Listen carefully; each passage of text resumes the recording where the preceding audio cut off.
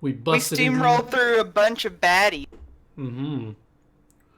We almost fell in some moving mill things here. I can't remember. Oh yeah, we did But save. I'm a ball of light, so I I was. It can't didn't make fall any sense. in. Okay, come on. I theoretically can't even be grappled. Do you think a machine can grapple me? Come on. Come on now. I'm a fucking Super Saiyan. Um. Okay, fine. Yeah. Sorry, I don't want to interrupt. If someone else wants to do this, go ahead. But So we were investigating, and we had investigated the manor last time when we found out that apparently uh, Skin Saw Dude was paying off somebody to keep quiet about his wife, and he used some creative accounting practices and called it like her trip to, place or whatever. And so anyway, we decided we were going to show up because the payment was scheduled for the next day, and we were going to show up and see who he was paying and maybe try and get some more information about, the nature of everything. And since Kazuto was, skilled at disguise, we thought maybe, we could kind of dress him up in Alden's clothes and see if, maybe we could bluff our way into finding out who he was paying off and stuff. And so we show up there, and Olden pretended to be a worker, and Kazuto and Marco went in to offer the payment. But as it turned out, they knew he was dead, and he wasn't going to be giving them any more payments.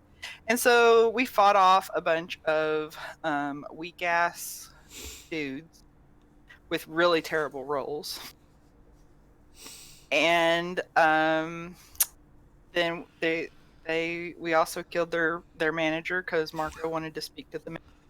And so yeah, that was pretty much where we left. and then we also, like out of game but in game, we found like some books that had some interesting information in them. Um, and then the Justice dude, was his name literally Justice something? Yeah, Justice Breyer. Justice Breyer let us know where Aisha is. And yeah, because I missed this message in the Discord, but I'm reading it. I was just reading it before this, and he had mentioned that he was like, "Oh yeah, I fell for some like, I was in love with her." AKA, I think he's talking about he was charmed or something.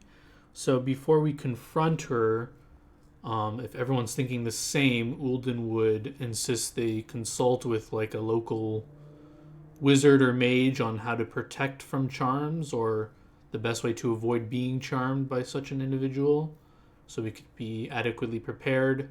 In case everyone didn't read it or forgot, there's also alleged a flesh golem that we're gonna have to deal with some stalker minions. So I don't know if we want to research anything about that before we tangle with them. And then we did find some other books with some flavor in them, but the most interesting one it seemed was the one written in a cipher that has three languages that I don't speak, so I don't know what they are, or I don't know if I can determine what they are. But if anyone's out of character, we know they're Elven and some other stuff I can't check, Draconic and Infernal, I think. So if any of you speak all three, you can try and decipher it. If not, I think we need to consult an expert to help us decipher this text. Those are the only things I wanted to get off. I wanted to make sure. Did we see?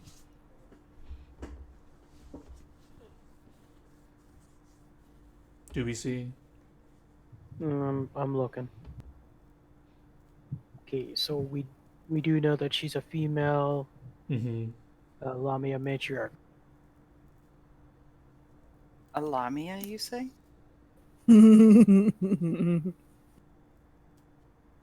Too bad Cedric's not here. Diggory? Right. No. Yeah, so those are So, the pre-planning things I would want to do, but yeah, I definitely want to do research on the Lamia and to see if we can find anything interesting about the. I mean, before we get there, there's more floors in this place. Do you guys want to check the rest of the shit out, or are you just heading out to go do research? Oh, I assumed we had found the stuff throughout the course of searching this building. If we still have stuff to search here, I would want to do that. So yeah, I will kind of fast forward because basically there's not a lot on most of these levels.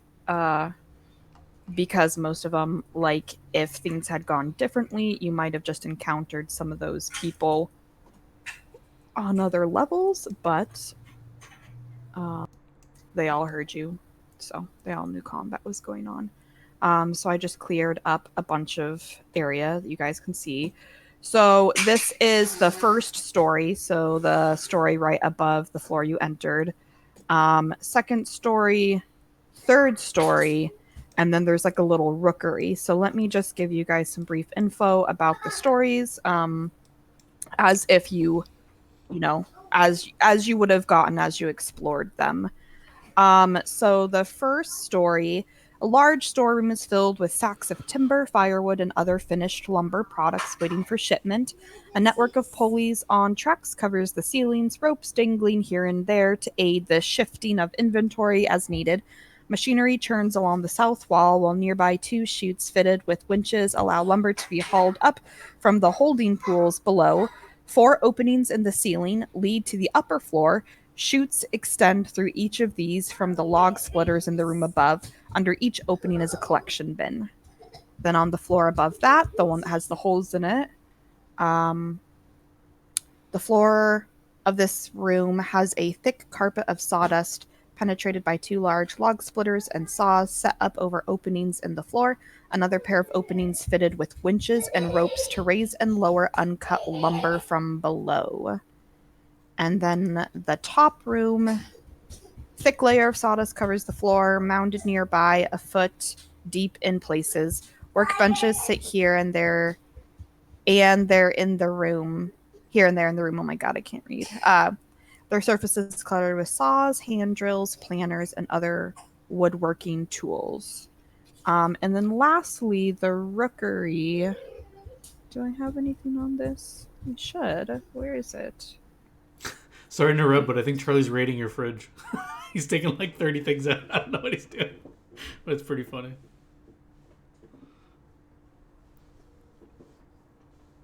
Just thought you should be made aware. Yeah. What?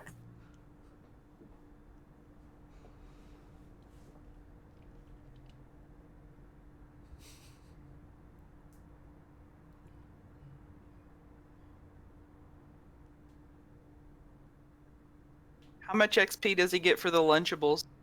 I don't see anything that he's pulled out. I don't know if he was just running back and forth because there's nothing like. Oh, okay.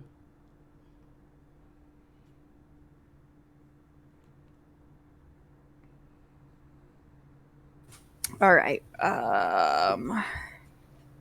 There's gotta be something. I know there was a. Oh, here we go. It was just on this last page. So, and then lastly, D8, the rookery. A timber cabinet sits against the northern wall here. Its doors made of iron mesh. Inside perch 3 strangely silent ravens. A table nearby holds a tall, narrow bucket of bird feed, a quill, and a vial of ink, as well as several thin parchments weighted down by polished rock. So yeah, so that's basically all of the floors in case you guys cared about any of it. But Are the ravens alive? they are alive. Kazuda says they're probably messenger birds. Is there Could anything? we- Sorry. I was just gonna say, could we take the birds? I mean, you could try, but how are you going to, like, the cage? Like, they're not like portable cages. There's like cages. Like, I don't like how are you gonna take? Are any of them tameable? Yeah. Yeah. Which bird would wish to I'd be rather my know if there's messenger any bird? messages there. Yeah, I was gonna say, can we read the parchments, or is there anything written on these? Any Um, messages they're sending? Well, give me a knowledge nature or knowledge local. Well, I guess it just And says. or both, or Never mind. So with your handle animal check, you would be able to discern that these are basically just messenger ravens. The parchment and paper is to send messages. None of the parchments here have anything on them, but if you wanted to, you could probably like let them free and see where they fly. And I mean, Ironbriar already told you where to go, but this basically was another way you could discover where possibly they were communicating with someone. Isn't parchment expensive or no? If it is, I would want to take this parchment and their writing utensils. But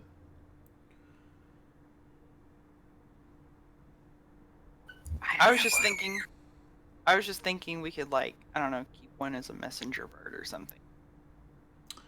I think it's not like practical because like I don't know how we would keep it from like flying away once we like brought it unless we had like a bird cage. Or Not something. only that, they're usually geared to go to one place, just back and. Yeah.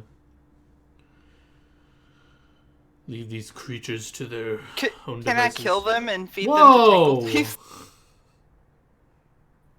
You just let Tangletooth loose in their cage. Jesus, and you call me the cruel one to set them free. Jesus. But my concern is if we set them free and we, like, let them fly, then they'll know that, you know, something's up over here. True. Do we have like a little bird cage or something? Probably not, right?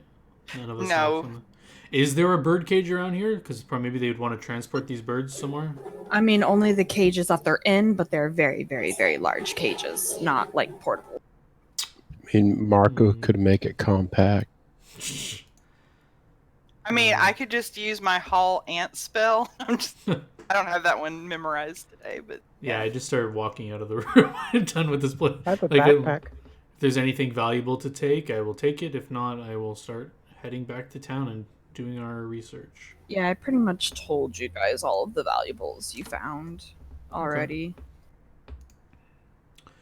Okay, yeah. If there's nothing else of note, I think if we want to kind of split up and get things done quicker, we can do that.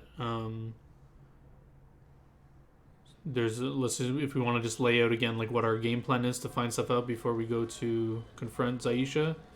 I think we should keep our research somewhat under the radar, just because word might get to her that we're like looking into her. So maybe keep questions more ambiguous and like just general stuff, not like what is a flesh golem. Like maybe just like look up different types of creatures and just so happen one of them is a flesh golem kind of thing. So I'm perfectly fine with splitting up. So if we want to split up tasks. However, I'm going to keep my... the things that I'm going to be doing are not going to require any kind of... I don't want them to require any kind of RP because I don't want to take up time. So why don't Savage. you let me sell the loot? Okay. I do not have any loot on my character sheet to be sold. Oh, I do have the zebra rug.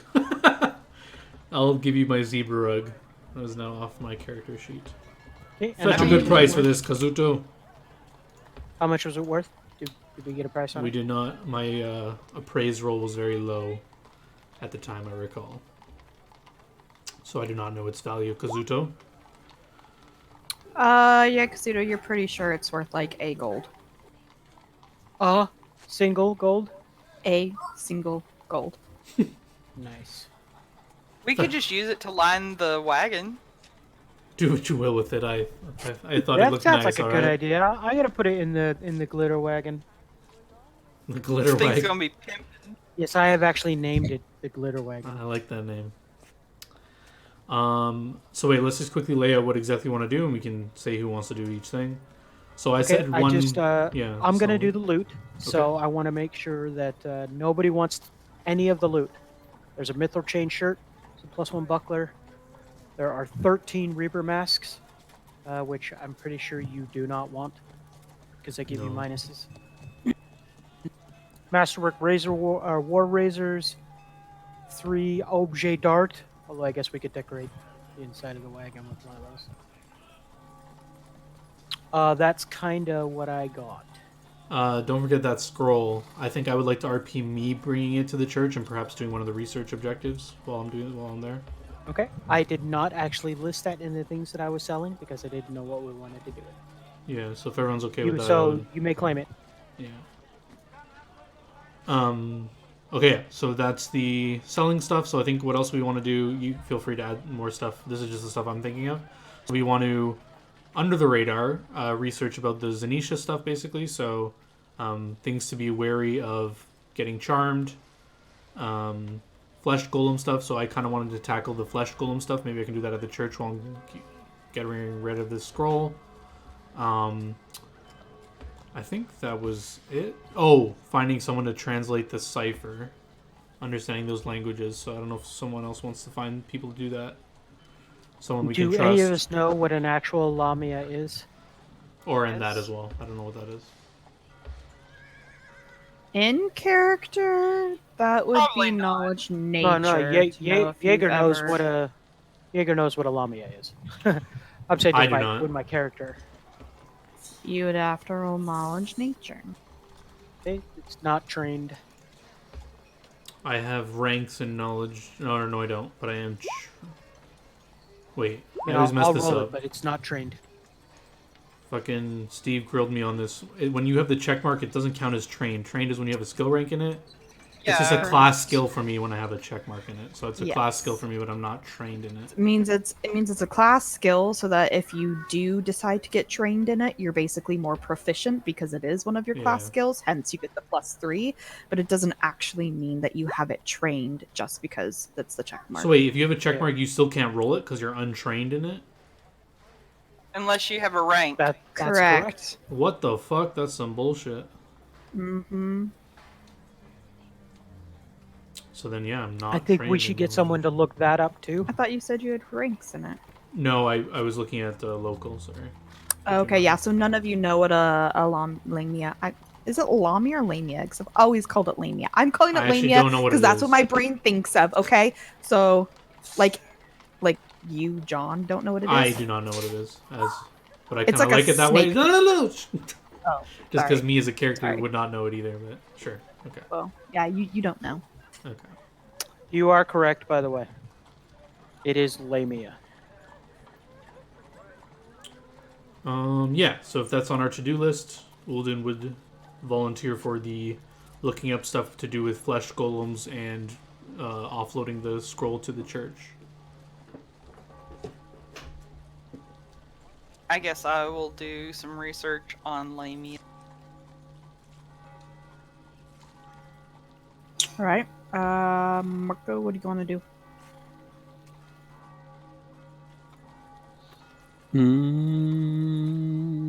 I think there was still finding someone to decipher that book. If you want, I thought or were you that's going to what take that to the was- church? Yeah, I thought that was what Ulden was going to. That wasn't specifically on my list, but if that makes more sense to do at the church, then I mean, me I and don't- Marco I can don't stick together. You guys can decide where you want to do it. I was just trying to remember if you had said that or not.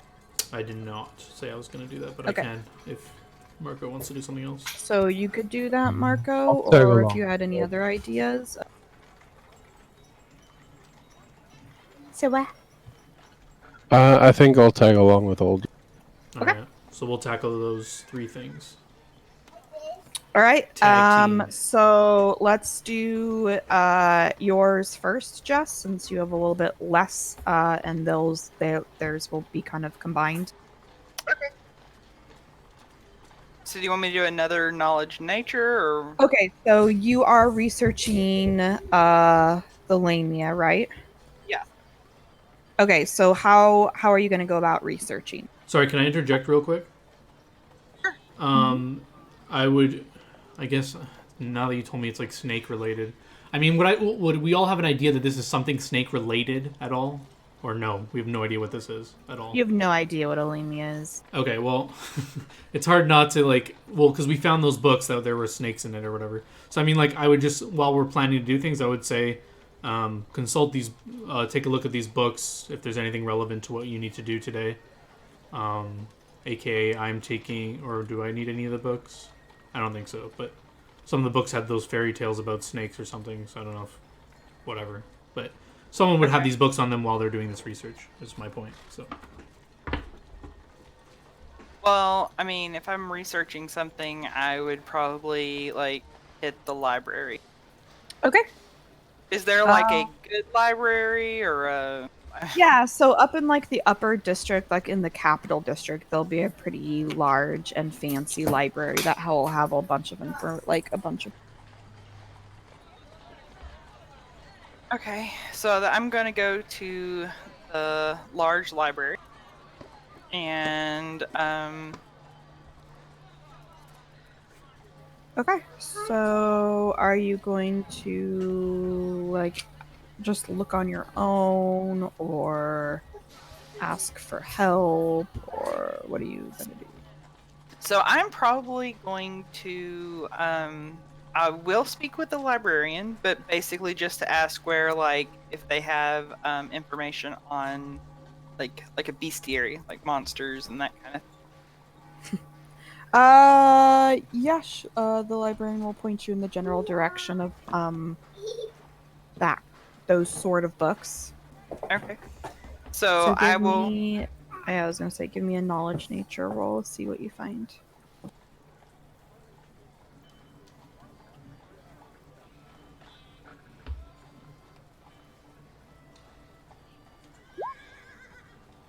Good grief, these rolls. Okay, so you'll find some books that will kind of talk about lamias a little bit, but Sorry to mostly interrupt. Can she take 20 since she's taking the whole day to do this? Like she'd be spending 20 yeah, minutes looking through. Sorry, I just yeah. feel like I'll say thematically it would make more sense if she's spending time instead of just trying to do it like True. fast. True. Yeah. So for Justin Jose, do you guys remember what taking 20 is? Or It's where you're taking 20 in-game minutes to give you a 20. yeah, just so I don't want to just throw terms out if you have no idea what I was saying. But yeah, I think that makes more sense here. But you can do whatever you want. Yes. So you'll find books that talk about basically lamias as creatures are, you could think of them in the effect as like sort of like half snake, half person. Like they have the torso of like a person, but like the lower body of a snake. So they have like the snake kind of like tail and such. Um in terms of stuff about them, it doesn't have a lot of information because it's like lamias are like, yes, they're like sort of like a creature, but they're also like kind of just more like a rare species in the sense that like a catfolk is a species. So like, you know, you can't just like say like, oh, all catfolk can do this, because like a catfolk could be a ranger or a witch or, you know, like whatever. So like they could, you know, lamias can be and have a variety of things depending on like, you know, what they are. It's just a little bit more rare of basically a species to see, but it is just like another species. Some things that like all lamias do have in common is that they're mostly all large, monstrous humanoids. So they're very big creatures. They pretty much all have dark vision. Um, and most of them have like, um, you know, resistances to like mind effects, just something sort of like built into their lamia heritage. Other than that, it's hard to really gain any more solid information because, like I said, it's just basically another species. So, other than things that are um, like consistent to all species, that you know, you can't get a whole lot more detail about like what you might expect with a lamia. But they are snake people. They tend to be kind of like, for the most part, their nature is to be a little bit sneaky and stealthy and, you know, kind of along those lines. Okay. Do you have So any like specific things you're trying to determine about them? That's just like the broad information you'll find quickly. But if you have like any specific things you're searching for, I'll see if you get any more info. okay. So do they have any natural weaknesses or anything?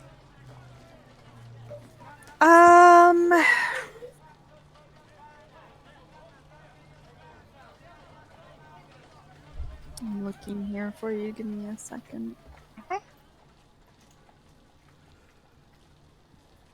Zephyr is also taking notes on all of this.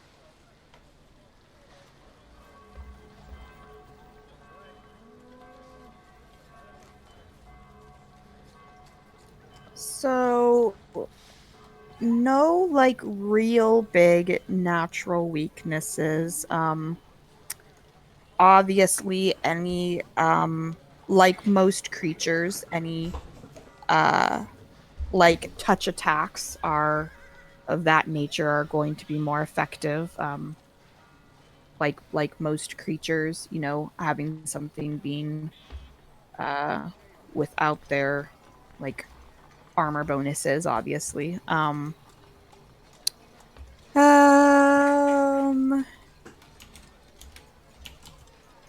Yeah, I mean, other than that, they don't really have any like weaknesses that stick out to you.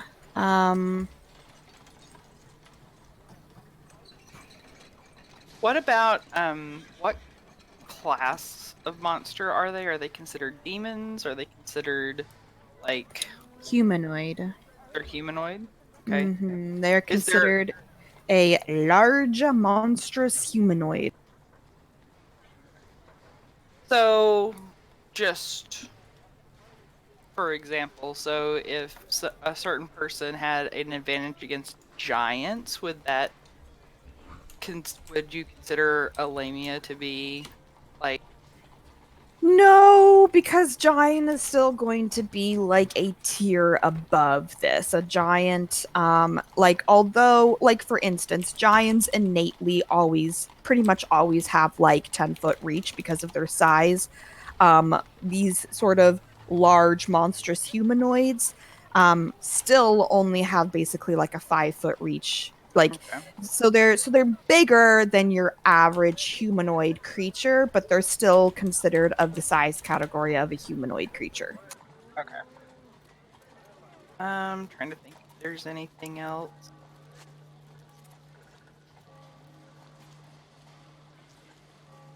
So, you said that they can be different things, so there's not like a one type of like attack that they're known for or anything like that to be. No, not really. I mean, lamias will have like like they could do a bite attack, but your research would show you that it would be much more effective for them to probably either cast a spell or pick up a weapon and attack you in those means than to just come at you with their natural attack. Okay. Then I think that that would conclude my research, and unless like the rest of the party, unless they had like asked me to look up anything specifically about that. So I don't know if it would be meta or not, but I was saying like whoever's doing research would take the books with them. So just a reminder that one of these is a spell book with snakes on them. So I don't know if you could put two and two together with that if you want to like do anything with that. The only problem is I don't think I can really read magic. I'm not really a magical.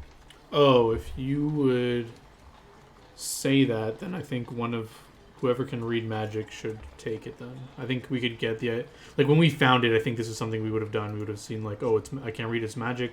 Someone with read magic would have deciphered it basically. Maybe Not what me. we could maybe what we could say or do instead is like I could come back with my what I found out about lamias, since we didn't really know what they were. Sure. And then someone like, oh hey, there's a book with snakes on it, and we can either get someone to read it for us, or I just know that I'm not really trained in use magic device, and I'm not like a caster. I don't have any of the knowledge arcanas or anything like that, so Or Glitter was our guy for that.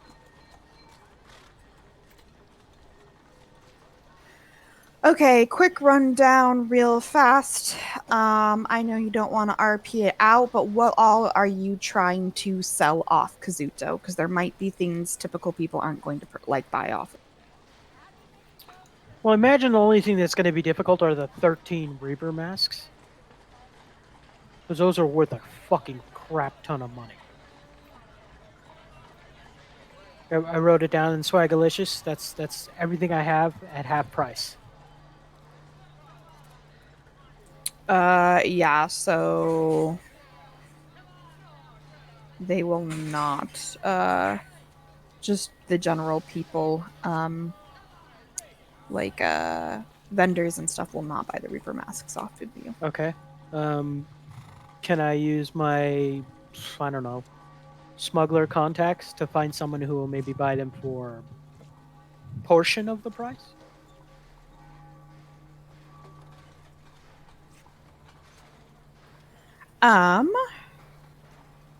Yeah, your smuggler contacts actually aren't netting you anything when it comes to Reaper masks. They don't really have any interest in them.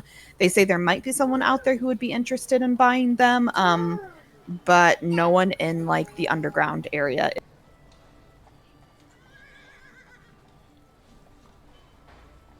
So they're normally worth 6,000 gold. That's half price. Could I get someone to buy them for 1,000 each?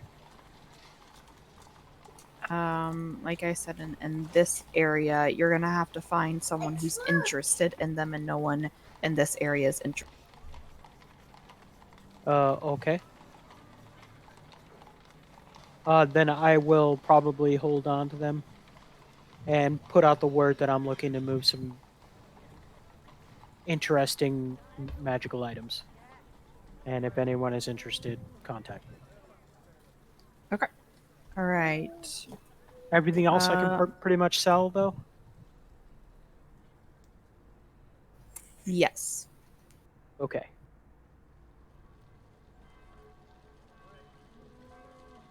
All right. Marco and Luden. Mm-hmm.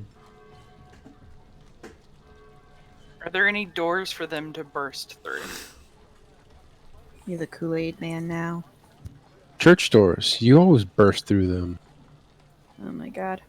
All right. So, what are you guys doing? What are you focusing on? Heading to the church where we knew they were trustworthy people. The nice church or whatever. Okay. Are we there? Yep. It doesn't take you guys that long to get there. It'll take you like a half an hour. You'll get to the church. So, what?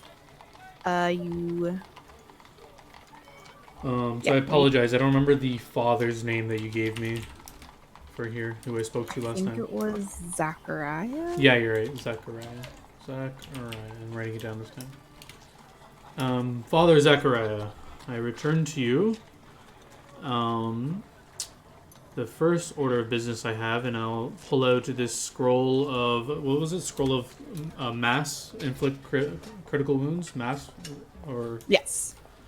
so yeah, I take this scroll out and I show it to him and I let him know what it is, and I say I would not feel comfortable offloading this to the general public, but perhaps if the church could make use of it and in exchange for perhaps not money, but maybe usable goods, if you could part with to help us on our journeys. Yeah, he will agree with that. So yeah, I ask him what kind of, like, if he's willing to just part with money, or if not, if he has like potions or scrolls that would help us. I do mention that we've come across some nefarious undead of late, and we plan on encountering perhaps some flesh golems maybe in the future, if he has anything specific to deal with that, as well as if he knows of any arcane or divine ways of resisting magical charms, or if he can help with this endeavor in exchange for this scroll as well.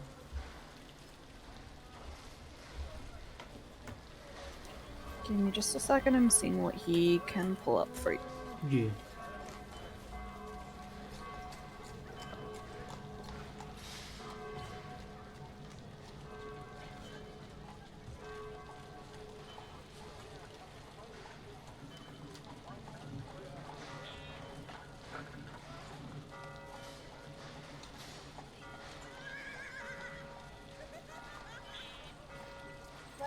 Sorry, hold on a second.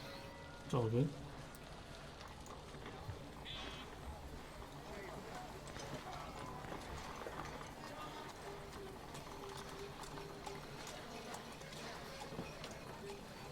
Oh my god, this kid. Yeah, so he says that he can either give you like half price money wise, or he has some like generic potions and scrolls, but nothing like super specific, and he's not sure like if anything will be like super helpful against like charms.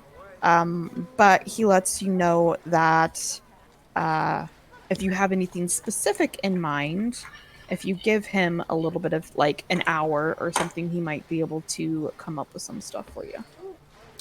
What does he mean specific in mind? Like identify this spell I'm trying to avoid or something like that, or? No, he's meaning like he's like I don't really know like you what you want like if you told him like hey like do you have any scrolls of such and such spell, he might be able to like get them for you. Well, in character, do I know anything about flesh golems or? Not in character. But he doesn't know a whole lot about flesh golems either. Okay, well then I have no basis for asking for any specific spell. He doesn't know of anything to repel charms or anything like that, like avoid, like maybe not even a spell, but just like don't look them in the eyes, don't plug your ears or something, like anything like that, or he has no idea about charms at all. I mean, he'll know obviously like for the most part you know, charms are usually just resisted through like personal willpower, so if you can like if you're looking for items to like increase your like if you're looking for items to increase your will, he might be able to help out with that. Sure. In character, would I know of these items at all, or just because out of character I know of a fairly cheap way to increase our will save? What out of character? What's the way you're thinking? Cloak of Resistance. It's like 4K Yeah. gold. Yeah, cheap. that's kind of what he would be leaning towards, is just something simple like that. Like, yeah, but he'll just let you know, like, oh, like there's Cloak of Resistances you can get that are fairly cheap. And let's see, for trying to figure out what the approximate. I don't know what charm person mass would like go for. What do you mean? Like if you were to sell it, like how much someone would buy for it or pay. Are you talking about cure or inflict critical? Yeah, sorry, inflict. Oh. Yeah, that's I just reading the wrong thing. But yeah, that's what I meant. Yeah, I'm not sure on the top of my head. Let's see. Kids that are being so obnoxious right now. I'm just like. So it's a 8th level spell. Yeah.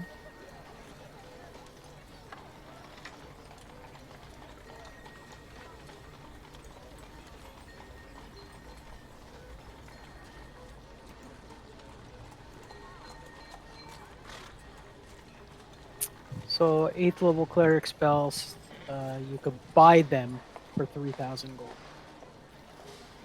It seems not enough.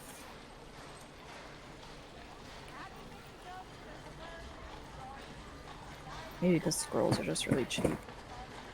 Well, kinda, because it's a one-shot use. So Yeah, I guess you're right. Would he- 3,000. So Would he offer to trade a Cloak of Resistance for a scroll? Perhaps like because we're doing a noble effort. yeah. He'll agree with that. He's like, yeah, I could get you a Cloak of Resistance made. +2? And... yeah, +2. Thank you, Father. I appreciate it.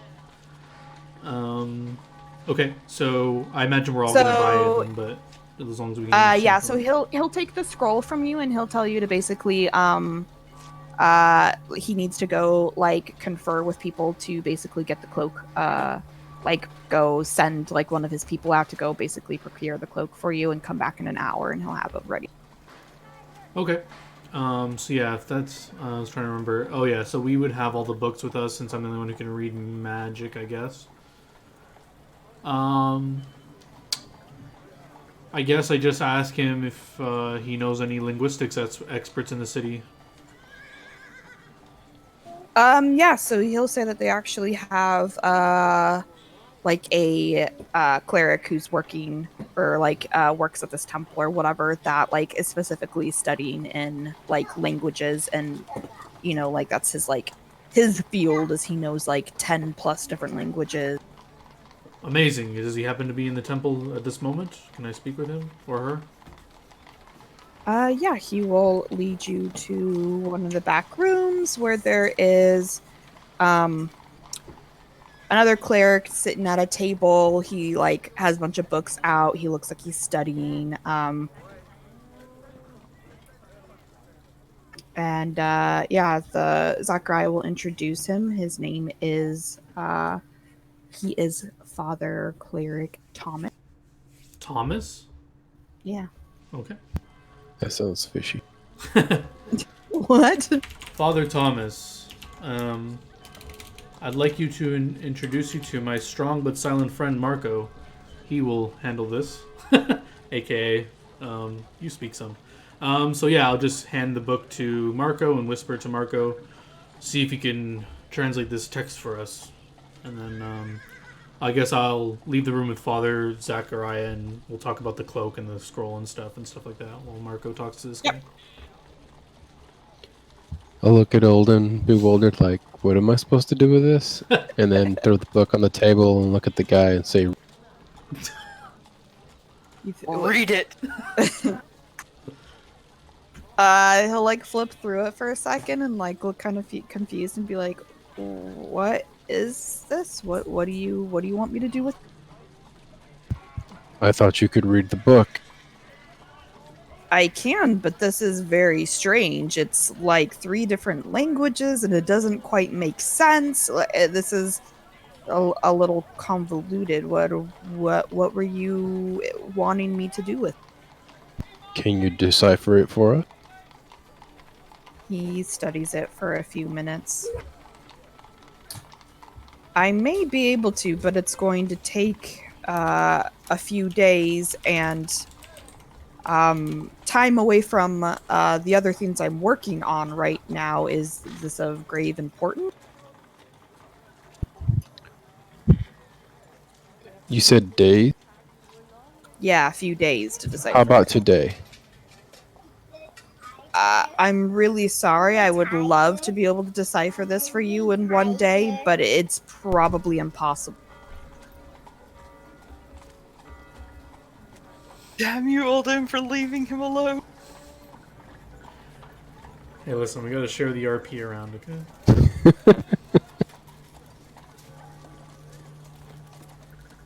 But in game, if you actually need me to, want me to say something or whatever, but I would eventually come back and help you reduce whatever you want. I You would got it. say, is there anything that stands out more than the others? Anything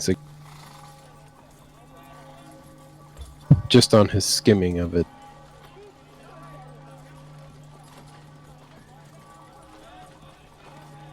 Sorry, I'm trying to turn something on for Charlie and it's not working. Mm-hmm.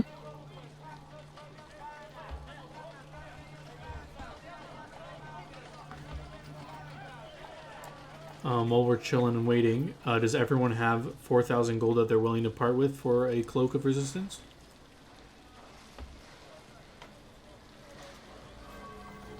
So we got one for free, so I would give one to whoever wants it, and then I guess whoever has the least money maybe. And then if the rest of us can afford their own, I think we should get them. I have a cloak of resistance. You already have one? Oh shit. Okay. So we only need to buy 2 then. Yeah, but his is only a +1. Yeah. So maybe you can like trade it in, like sell it, aka sell it, and the difference buy a better one, so it won't be super So expensive. just letting you know, like, when we all meet up again, I'll have almost that much for each of you. Oh, okay, perfect. Yeah, so getting back to the book, he says, "I'm sorry, like I really can't understand any of this until I figure out what the code is." He's literally using, whoever wrote this used 3 different languages and has it written in some sort of cipher. It's going to take me a while to figure out what the cipher is before I can even really determine what any of it says. What languages? It looks like there's some um Elven here. I have to look, remember. Draconic, and I believe some of this is also Infernal. It's a very odd combination of languages.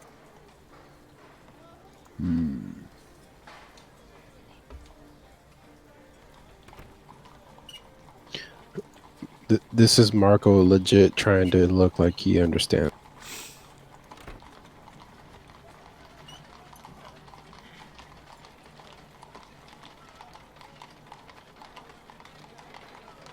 So again, I mean, if it's really important, I can take the time and try to decipher it for you, but it's probably going to be at least 2 days, up to 4, depending on how hard the code is.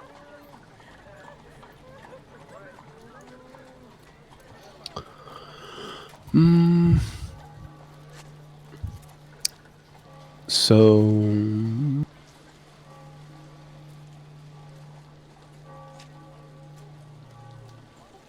I'll put a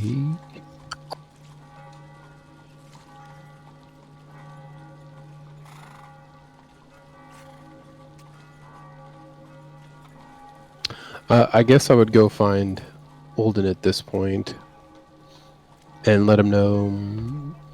Yeah, so I'll go find Olden. What is it, Marco? Was he able to translate the text for us? He says there's 3 different languages Ah, and that he can translate it for us, but it's gonna take him some time. well, I mean, there's It's nothing a we can... he says it's a bit scattered and it'll take him time to find the key to translate it all, or something like. I mean, I think that's fine. I don't think there's anything in there that would change our course of action. I think we still need to confront who we need to. I look around, there's no one like listening to us, right? Nope. Yes, and like just a hushed tone anyway, I'll just say Zanisha cannot wait, so we will leave the book with him and we'll get our cloaks and we'll go on our current course and we'll reconnect with Kazuto and Sufra and see what they've learned. Okay. I'll be right back. So I go back to the cleric that's helping us and I put down 10 gold and thank him for his time and ask him to keep it between us. He nods his head and says, yeah, I'll get to work on it right away. I will send for you when it's ready." Thank you. All right. Anything else you guys want to do here before you head out? Nope, I don't believe so. I think I just want to reconvene with the party. All right. If it matters, I would have mentioned what the languages were, but Marco is perplexed by books. Are we back together or are people still doing stuff? I think everyone is done. You guys probably can meet back up at the inn you're staying. So, I have a question. Mm-hmm. So, you said nobody wants to buy the Reaper's masks, but could we trade them for some off of our cloak? So I just want to make sure, Jess, you say you're just short? Because I Yeah. can scroll up and see more than what you're short. What do you mean by that? Like there was another 200 platinum pieces from up there. Oh yeah, we should have split that 4 ways. Okay. So Well, I that's mean, and there's 500 gold, 125 gold each. You're putting that on your character sheet, right? I'm trying, yeah. I mean, Okay. like, after that one time, I thought I was doing a pretty good job of it, but maybe I missed something. Okay. Well, I netted 356 platinum pieces. This is each, and 25 gold pieces.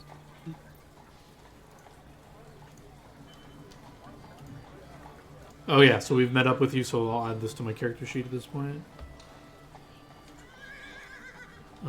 Sorry, so you said 356 platinum. Okay. And if you scroll up to last Tuesday at 4:21 p.m., there was 200 platinum pieces split 4 ways. That's another 50 each. Okay, that should.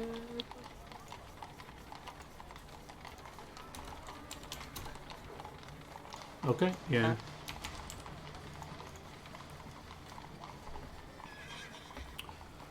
So yeah, so if we met up, I would just say I was able to offload that scroll for a cloak.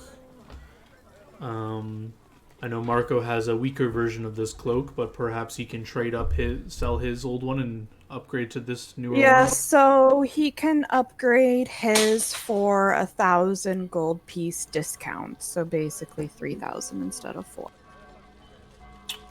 Okay. So, and if we wanted to buy 3 more, you're looking at 15,000 gold. Well, so Marco can get his cheap, and then we have another one from the priest. So basically, We just you need 2 more. need 2 at full price, and Marco's at the discounted price. So it's 8, 9, 11,000 gold total. So really, Yeah. if you wanted to do it completely fairly and even, you could just do 11,000 divided by 4, and pitch in that each. It's 2750. 275 platinum pieces each, and I'd be more than happy to chip my. Oh, I should have that. Yeah. Sure. Wait, sorry. How much are both of them together? 11,000 gold, you said? 11,000 would be the 2 you need to buy plus Marco's at a discounted price. Oh, okay. So yeah, so that's the 2 at 4, 1 at 3, and then you guys already have 1 for free. So basically, if you split 11,000, you would have 4. Okay, so how much are we paying each? Sorry, 200 platinum. 275 platinum each, 275 platinum. or 2750 gold. All right, yeah, I'm I've okay with already that. removed that from my character sheet. Same. Same. Yep, I have as well. So, for all of you, like, I know Mark already has his down. You can change it to a +2, but like Jess, it's a +2 Cloak of Resistance. You'll just put it under like your gear area, and effectively what it does for you is gives you a +2 to all saves.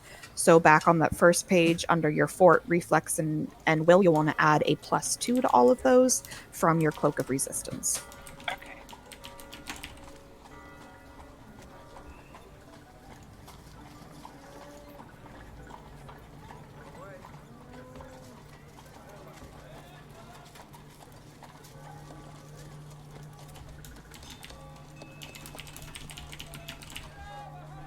Yeah, and I also relayed to the party any information he gave me, which was basically he didn't have much on the flesh golem or how to resist charms, aside from this cloak idea.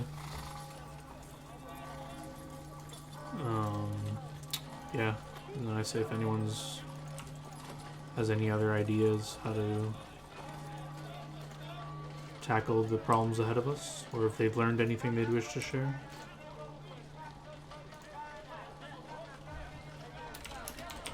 I will go as soon as I finish. Yeah. editing my sheet. Is there a mercenaries guild in this town? City. Probably. Metropolis.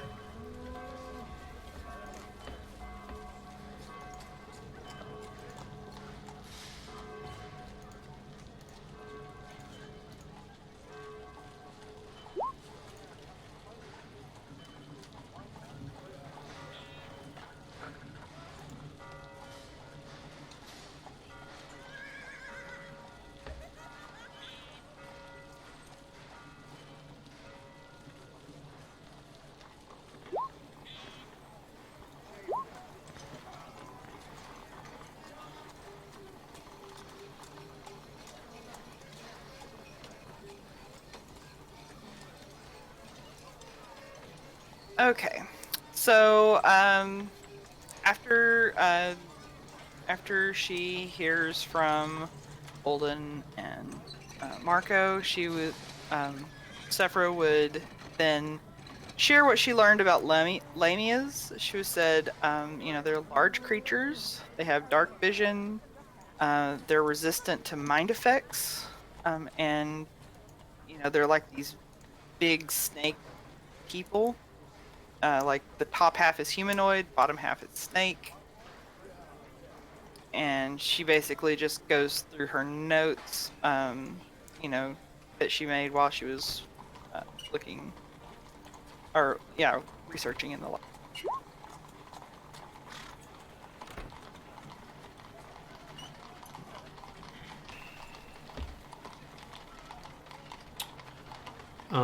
Would it be reasonable for us to bring up the fact that there are snakes on these books we found at this point? Yeah, that's kind of what I was thinking is, none of us really knew what one was, so I figured I wouldn't have known to have, taken that book anyway. But I thought you were leaving that for translation at the church. The cipher does not have any mention of snakes on it. So the other two yeah, books there was do. 3 different books technically. There was a spell book, a fairy tale book, and then the book in the cipher. Okay. So yeah. So the spell book just looked like it was a wizard spell book, and it was emblazoned with 2 entwined snakes, one red, one green, and it contained a bunch of spells. The second book was the fairy tale book with hand-drawn illustrations titled The Serpent's Tane, Fairy Tales of the Eldest. And yeah, so that contained stuff about Fae, Goliaths, I mean,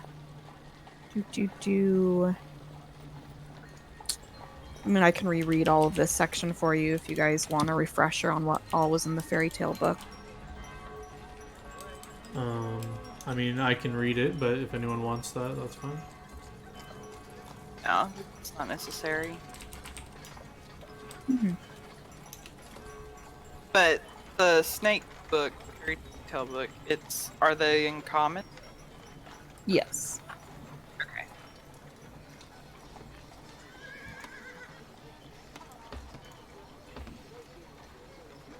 So yeah, in character, I would bring up, there's coincidentally snake-like creatures on these books. Perhaps they're related. This spell book. Perhaps it was Zanisha's. But I don't think she would leave her spell book away from her. I hear the arcane casters like to keep these close to themselves. However, I don't understand it. I get my powers from the many gods. I don't need no book with pages written down. So I'm not really sure how that works, but perhaps one of her followers.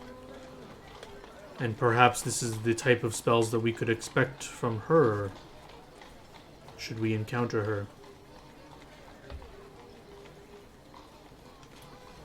Indeed. So what do we want to do now? How long did they say that the other book would be translated? It will take a few days. I don't think we can. Couple days. Yeah, I don't think we have time to wait for that, unless you really think it's necessary.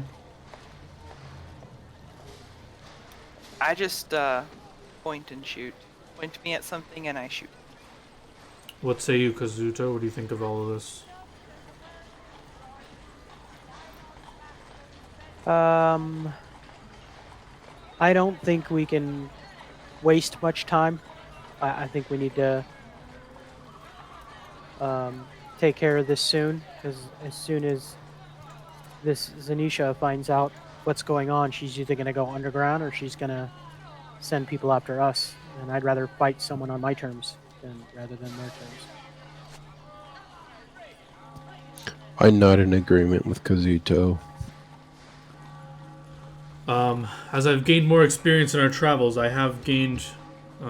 we have these new cloaks, and as well as I have an ability to perhaps disrupt her magics.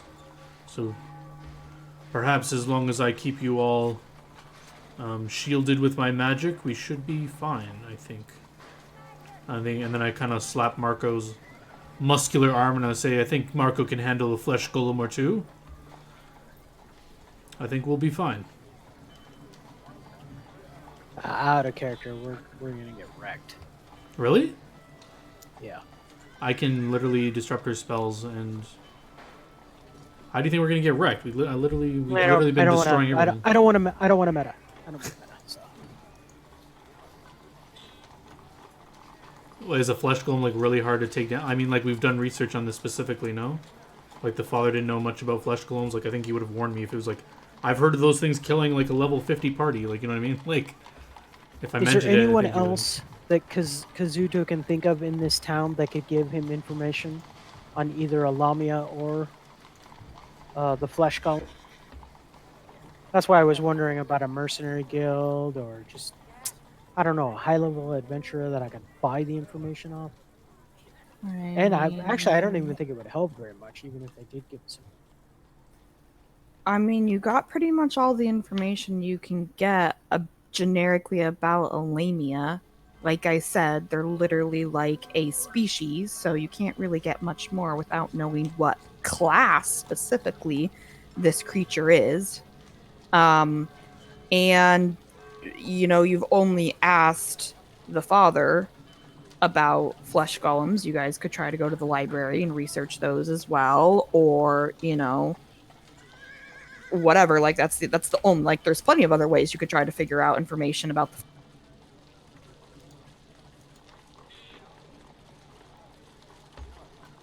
when I mentioned it, did he have any idea of who I could speak to, or literally I just have to go to the library?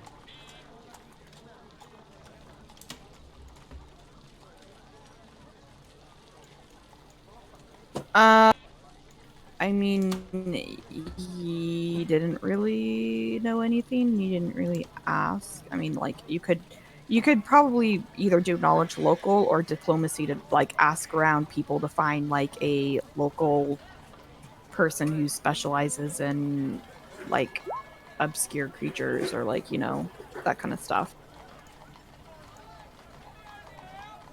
That is what I would like to do. Yeah. So with that diplomacy, you can tell someone that you're looking for information on like more rare creatures, and they'll point you in the direction of this guy who like works out of probably like Beacon's Point area, which is down here. He's kind of has a bookstore / almost like you could think of it like antique store, but just in like rare artifact, like not really rare, but like just old, like kind of historical sort of items. And they say that like he's like an old adventurer, and he has all of these like obscure tales about things, like, and he's always talking to people and telling them like these like you know, old stories about, oh yeah, I once fought this and that. And you know, if anyone's gonna have information, it might be him. Okay. So yeah, while we're with the party, I'll say the father didn't really have any information about this supposed flesh golem that we're going to be fighting. Perhaps it is wise to gather more information. I have asked around and heard about this avid retired adventurer that may have more details. Do we think we should pay him a visit before we head to confront our foe? Yes, I want to be as prepared as possible. I know time is of the essence, but we really need to know what we're walking in. I agreed. Is this the same day of the last combat that we were just in? Or is this a new day? It's probably getting close to like the evening of that day. Okay. So I will say, we cannot go tonight anyway. My spell's power is depleted. We will need to go first thing in the morning. So perhaps he is able to see us tonight, and then we can make way to our foe in the morning. Is this agreeable to everyone? I agree. That sounds pretty good. Mm-hmm. All right, we head to this adventurer, retired adventurer. Yeah, so it'll take you not that long, maybe 20 minutes or so to get there, because he's just in Beacon's Point and you guys are staying like kind of close by. So you'll walk into the store and you'll immediately notice it's just very like, You get that vibe like when you like walk into like antique kind of like stores and it's kind of like musty and things just look really old and it's kind of like it almost feels dusty, but like the objects aren't actually dusty, but you just get that like vibe. Hmm. And there's a few people like walking around looking at like, you know, because there's just like a bunch of like historical items and books and like, you know, things that are like, oh, this is a piece of a rock that fell off of this monument from like 100 years ago and all that kind of like random stuff. Is there a lot of people in the store, or what is this exactly? Sorry, you said it was like a shop. So is there a lot of people in here, So or? yeah, it's kind of like a store, but like it's like half antique store, half library almost. Like they have like items and books and but like it's like people can look at the books like without like buying them.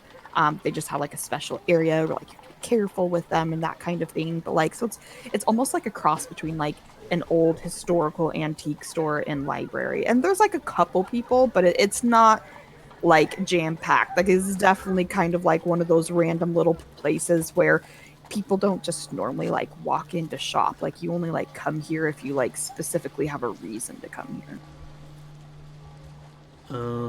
So yeah, I look for the individual we were told about. I assume he's like the owner of the shop or something. Is he around, or? Yeah, so you'll see a man that like they give you a general description of him and there's like a human male behind the like kind of like the counter area, but it's also where there's like a bunch of books and stuff and he kind of matches the description and he's kind of just like rifling through some of the books there behind the counter. Hail, good sir. Does he look up and acknowledge? Hail. Yeah, so he turns to you and goes, Hail, man of faith, I assume, as he like looks at like your holy symbol and My holy symbol is not displayed, but okay. oh, okay, never mind. Sorry, gee. I then take out my gold holy symbol and place it on the counter, and I say, "Is there somewhere private we could speak? My party and I are an official business of the gods." Yeah. I have a private room in the back. I definitely can take a few minutes to speak with you. Just let me let the few people wandering in and around know that I'm closing up for a short like dinner break, basically. Sephra pulls out one of her bottles of fine wine and says, "We'll make it worth your while." God. Brilliant. I pick up my gold holy symbol and start walking to the back room, or wherever he pointed to. Yeah, so he'll like point you guys into the back and kind of like walk around to the few customers or people like milling about and let them know that, you know, he's closing up for like a half an hour for dinner and, you know, he'll be back open afterwards if they wanted to return to keep looking around. So I assume that we... Hold on.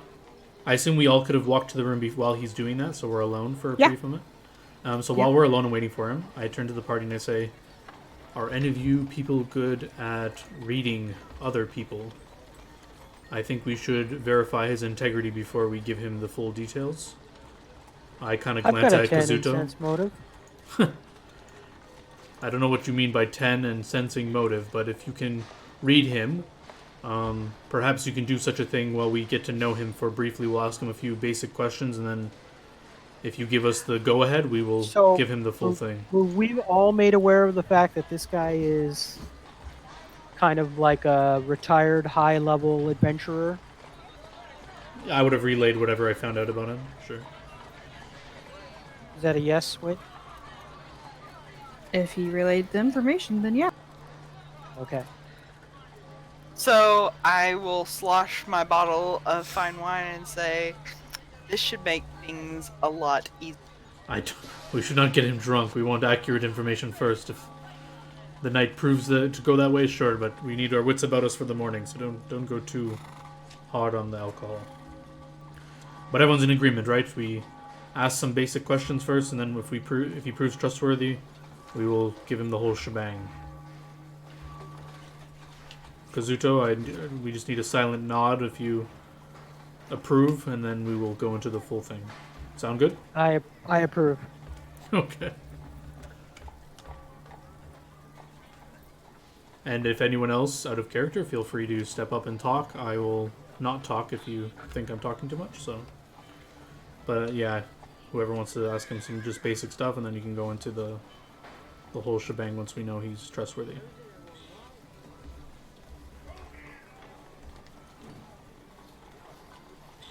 All right, so he returns back to the room and sits down with you guys and says, so what can I help you with?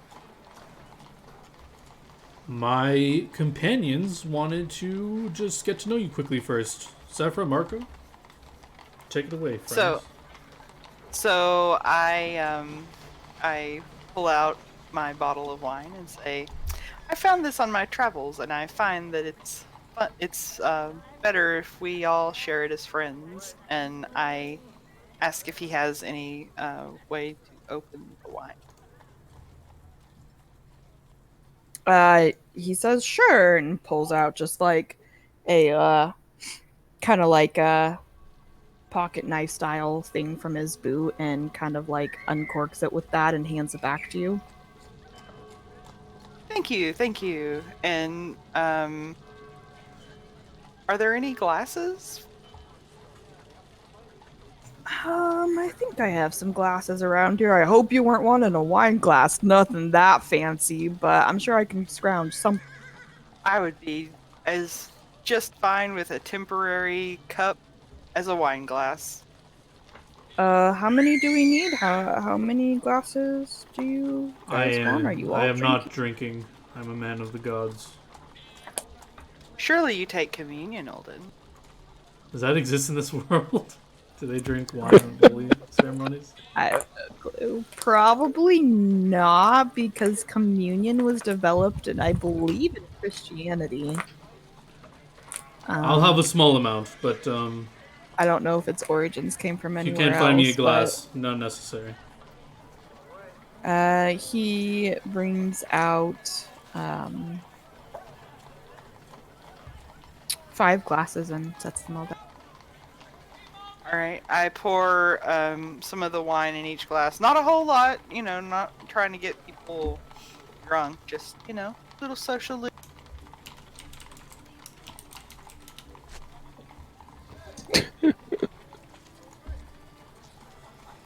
So, friend, before we get into our needs and wants, can you regale us of some of your adventures? There have been so many over the days, but I guess my favorite would have had to have been that one time I took on a slew of giants by myself. I'll Giants, look you to say? Kazuto to see if he's lying or embellishing any of the details. At the mention Oh! of giants, Sephra pours a little bit more into her glass and take the and her hands shake a little.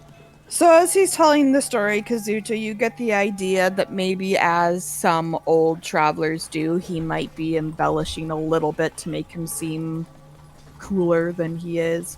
But he's not lying, he's just maybe making it seem a little bit more thematic. Myself where he can't really see me, but Olden. And I'm gonna make this motion.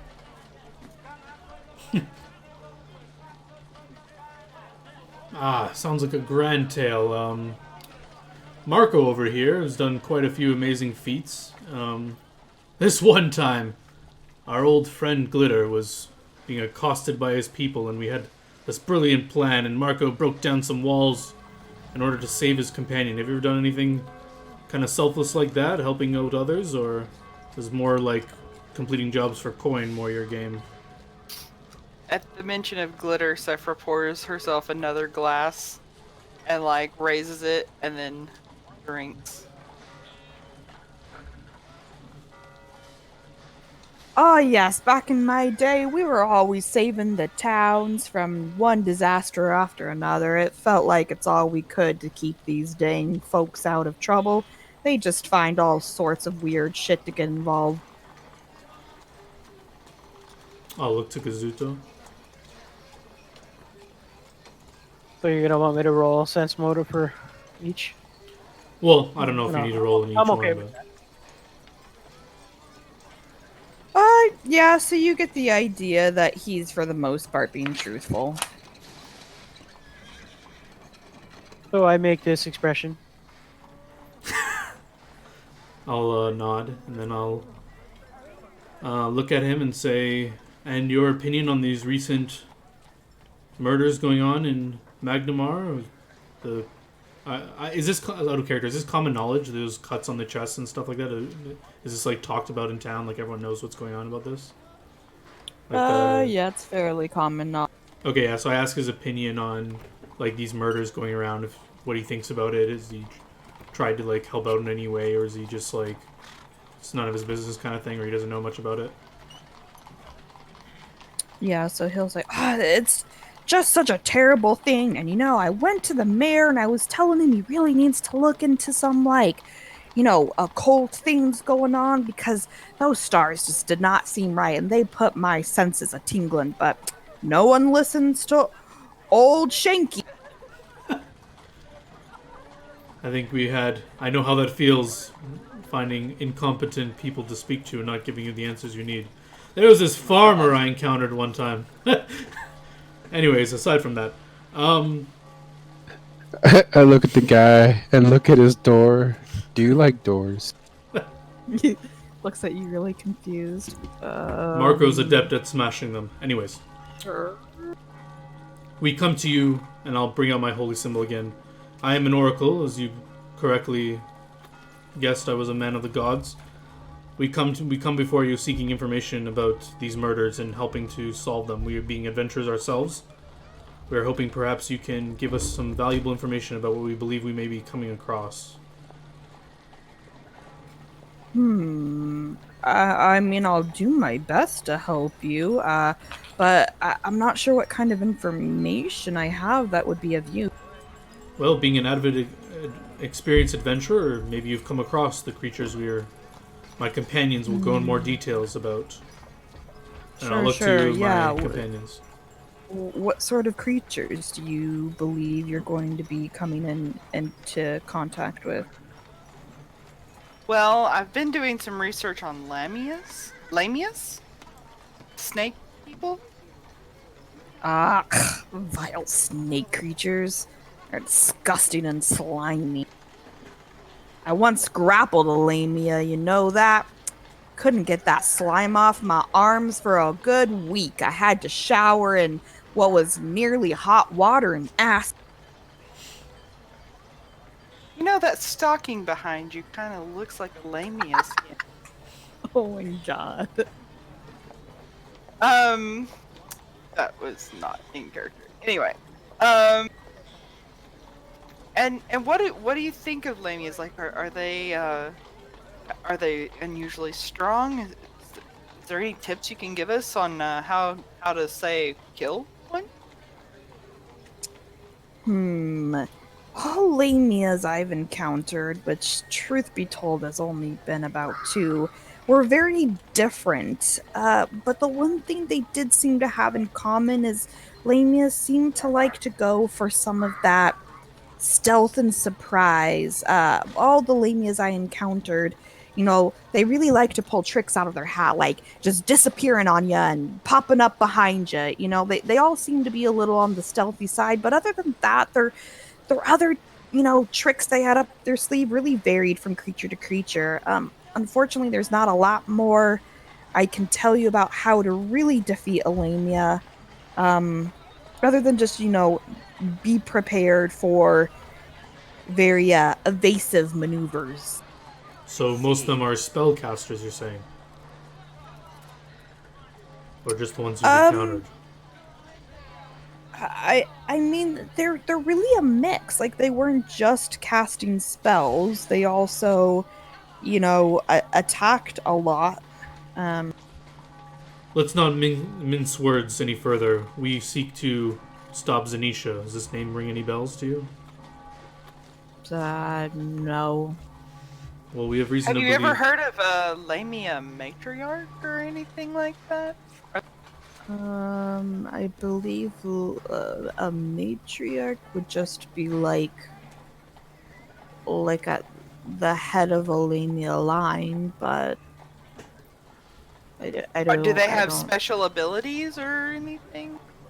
Not that I know of. They're probably just a little bit like stronger than um your regular old Lamia, but nothing is pop. I mean, I don't know if I've ever encountered a Lamia matriarch. I mean, I assume maybe they're bigger, but since I've only encountered two, I didn't see that much of a difference between the two I have fought. I see. How about poison? You know, interestingly enough, like they didn't poison me in the way I would have expected, but one of the lamias did like sap energy from me in a way. Like I felt like my wits weren't about me as well for the next day or two. Hmm. That sounds terrifying. Does anyone have knowledge arcana to identify what spell he's talking about? No, no. Okay. Oh no, I clean tomorrow. I'm not an arcane caster, but as he's talking, I pull out the spell book and look at the spells. Are there any that would jump out to me? Perhaps I'll just lay the spell book in front of him and say, are you aware of like spells? Like, are you learned man with arcane arts or no?" I really favor a sword more myself, but you know the particular thing I was speaking of, it wasn't like a normal. You know, I've fought my fair share of spellcasters in the day, but it wasn't like a normal spellcast. It was almost like a Lamia has a special version of a poison, but it just really drained me instead of poisoning me. Drained you, you say? I look to the party and I say, I think I have ways to deal with such arcane nonsense or special ability. My more concern is we've heard this creature has an ability to charm us. Do you have anything to resist charms, or we've invested some cloaks to help with this? But do you have any specific things that may help? Like, I've heard of avoiding eyes with to meet the gaze of a gorgon, for example, to avoid being petrified, something like that.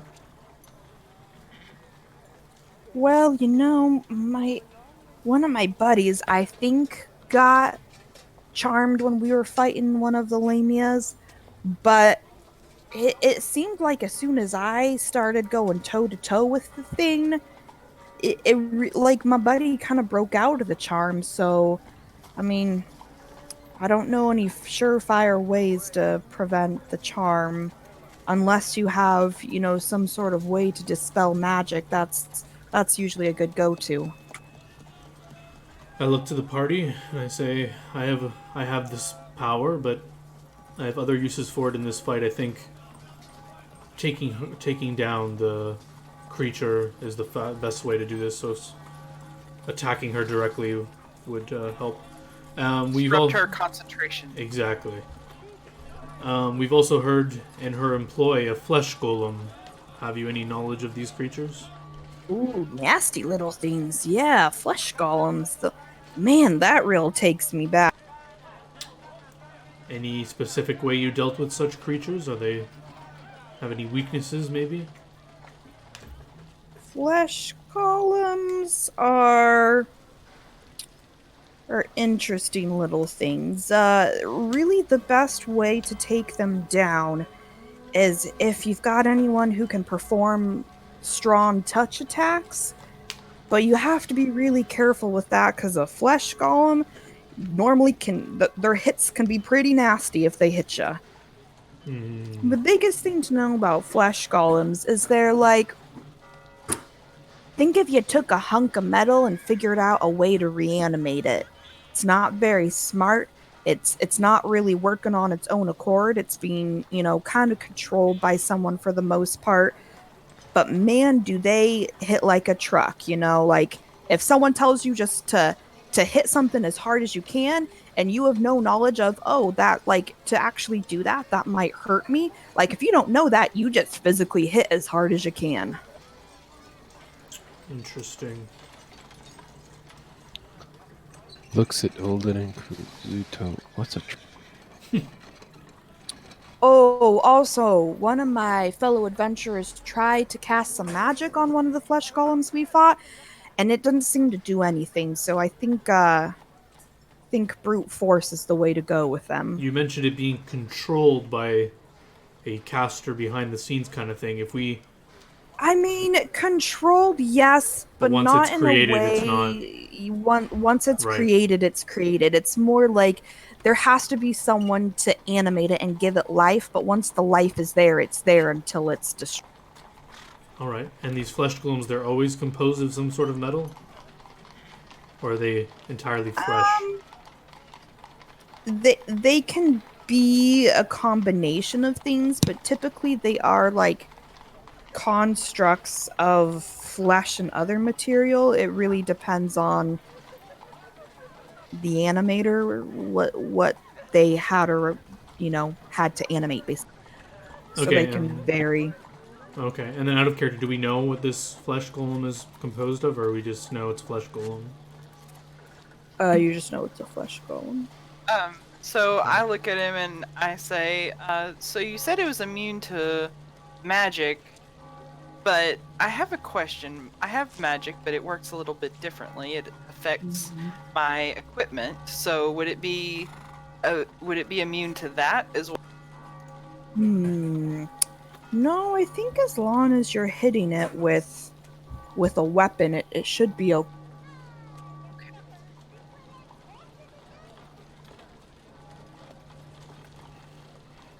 I refill his glass. I appreciate all the information. This will help us quite a bit.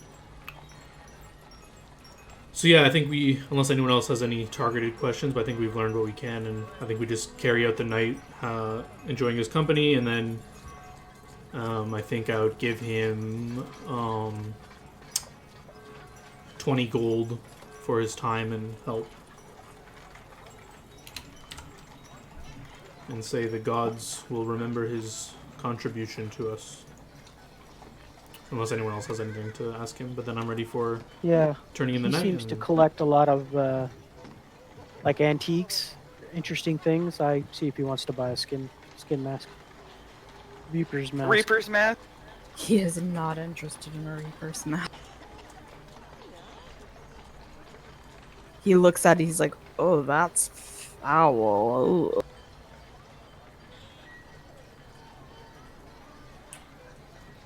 Yeah, if no one else has any questions for him, I'd say to the party, let's turn in early and first thing in the morning, let's get to task. And the first thing in the morning, let's meet out after breakfast, and I have a few spells I'd like to cast on us to help protect everyone. I think this encounter will go more smoothly if we pre-apply our longer-lasting magics. Should we try Do I know where the shadow clock is? Yep. Okay. Should we try to acquire a wand that can dispel magic? I can do such a thing. I just wondered if perhaps you wanted to do that and apply a different, spell. I wasn't sure. Expensive. So my plan is. I almost forgot. Thank you, Sephra. You reminded me. He did mention her ability to maybe go invisible. In my learned experience of not being able to use arcane arts, I found a very cheap solution. If we just buy bags of flour, we can literally throw flour in the air, and it will expose her, causing quite a disruption to this very powerful spell. Not only that, if we can also light it on fire and maybe do some damage. It's a little more nefarious than I was planning, but it also might light the whole room on fire if we spread flour everywhere, so be careful with that idea. But it also create footprints as well. It just makes everything a lot easier. So I suggest one of you buy a few bags of flour, or perhaps all of us have one each, and then we can, if she goes invisible, or if she employs any invisibility shenanigans, we can get rid of that problem right away.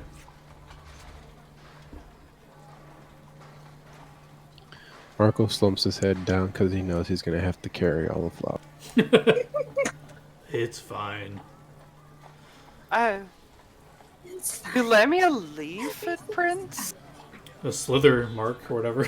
But yeah, like if we literally A toss like track. a bag of flour in the whole air, it'll cover everyone and it'll reveal her being invisible. Unless she literally like flies in the air or some shit after going invisible. But yeah, Ulden would let you know his game plan basically. He suggests that the more tanky of us go in front, aka Marco, and he will use his shielding magic on whoever plans to be on front to take the flesh golem on, and he'll remind you that his shield spell will give you more, be more elusive to the enemy, aka more AC, and also will increase your resistances, aka will saves, and will also transfer half your damage to him as well. So he will ensure you're very protected. So not to worry. Marco's amped up for a. So, quick question. How much does a bag of flour cost? I want to deduct that from my character. I think they're pretty cheap. I can look it up real quick. Yeah, if you want to go ahead and do that. I don't know off the top of my head. Yeah, I was trying to Google search it real fast and not coming up with. It's like, I mean, I'll look that up while everyone else wants to talk. If you guys want to start getting going to the next morning and doing stuff. Yeah, so you guys can go head to bed unless there's anything else anyone wants to do. Bed. Before sleepy sleep. Finish off the bottle of wine. He's drunk. 2 copper pieces for 1 pound of flour. Oh, okay, there you go. Oh. Okay. Chump then. change. I'm gonna take 2 with me just in case. So I think everyone should just take a bag just in case. So if it's their turn, they can do the task. So you said 2 copper for 1 pound? Pound, yeah. Okay, I'm picking up a pound of flour as well. And we can make biscuits for the hangover. After- Alright, in the so morning. no one spoke up, so I'm assuming there's nothing anyone wanted to do before bed, so y'all went to sleep. It is now the next day. Let's see, Saffron, make a fortitude save. Let's see if you're 100. All right.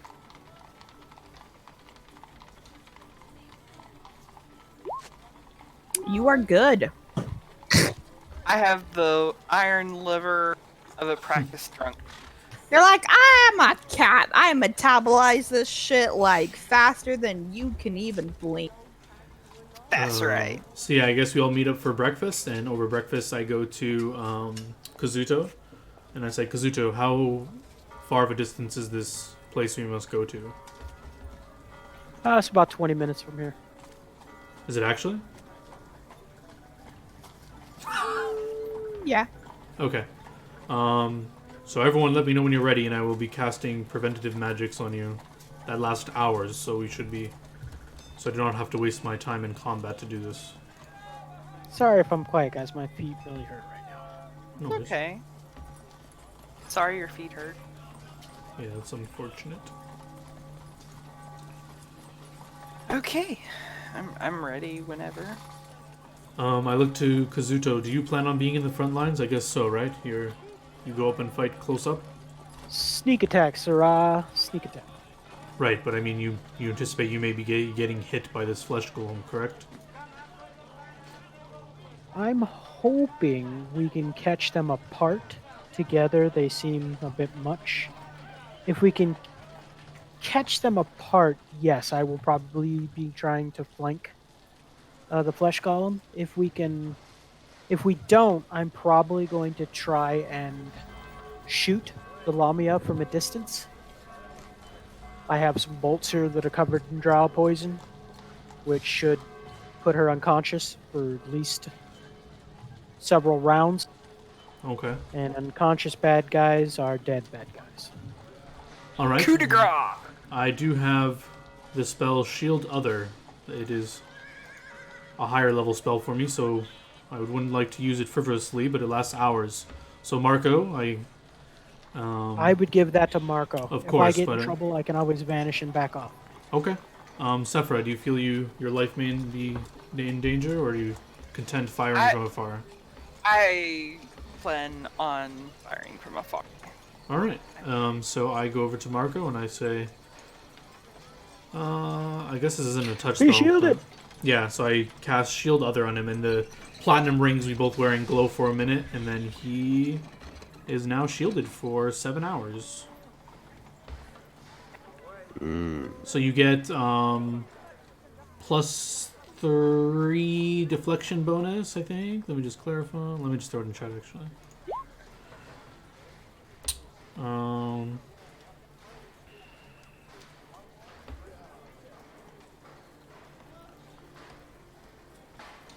So you take half damage. I thought this said when I'm higher level you get more bonus.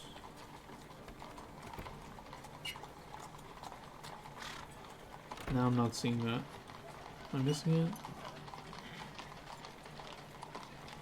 Oh, that's the other spell. Okay, so you have a +1 deflection bonus.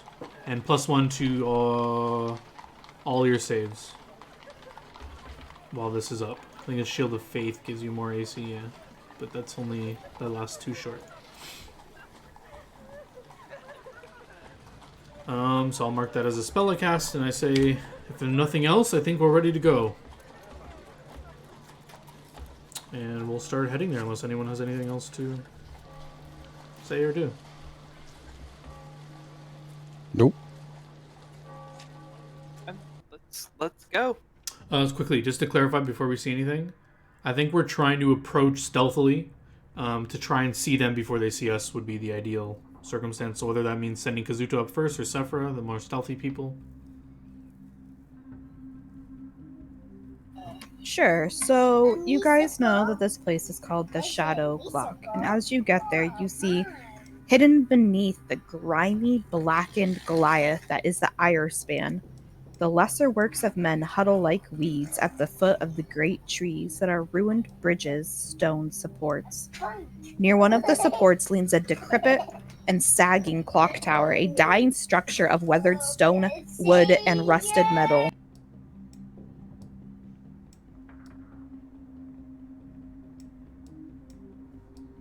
Trying to tell my kid to be quiet. That laughter is just everything. Sorry, near one of these supports leans a decrepit and sagging clock tower, a dying structure of weathered stone, wood, and rusted metal, supports that teeters to an unlikely height of over 180 feet. High above, near the tower's roof, and barely 5 feet from the Ire Span's stone belly, a tingle of scaffolding sits near a section of the structure that has fallen away. The tower's clock face is frozen in time, defiantly and falsely proclaiming it to be 3 o'clock. While above, a stone statue of an angel, her wings crumbling, leans precariously, almost as if she were preparing a final leap from her decaying perch. The shadow clock is a minor marvel of engineering. The locals of the region half expect it to collapse any day, and several underbridge taverns have long-standing betting pools on how many structures the clock will crush and how many people it will kill when it finally falls. The tower itself is made mostly of limestone with a tangled skeleton of wooden supports, buttressed here and there by iron bands. The stone walls are etched by wind, rain, and grime. And then that picture is obviously what you guys like, what kind of like the clock tower is supposed to sort of look. And then the door, I assume, is where we are actually in front of? Is that what the idea? Okay. Yes. Yeah, so this is like the bottom floor as you guys like approach it. This is like where you're like the big picture is just sort of like an like overview of like what you would see from farther back. And I just thought it was cool to look at, so For I sure revealed it so you guys could see that. Yeah. Is this at all a religious symbol that I would recognize at all, or is this just a random stoneworking of this place? You're pretty sure it's just random stoneworking. It doesn't seem to be like anything specific. It looks just like a random stoneworked angel that was put onto it. Okay, and I also just Man, wonder. Yeah, sorry, go ahead. if they're on the bottom floor, we could just fucking topple that shit down. We don't know who's in there, Kazuto. Could be innocent civilians in there as well. Fuck 'em. Kazuto! Mind your tongue. Sorry, before anyone just says anything, I also just want to reestablish that In case any of the links have been broken between me and my companions, I will reestablish them, just in case. Is the door locked? It is not. Is that angel moving?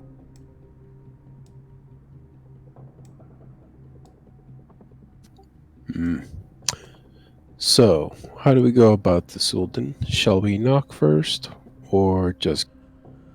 I It's the suggest old Olden special. no.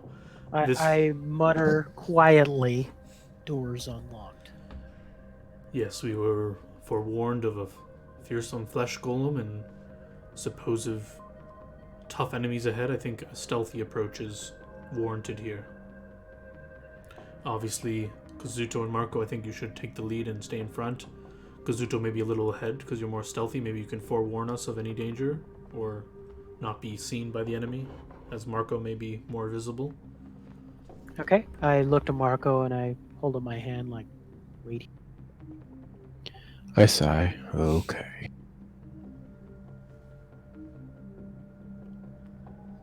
And I am in stealth if it matters.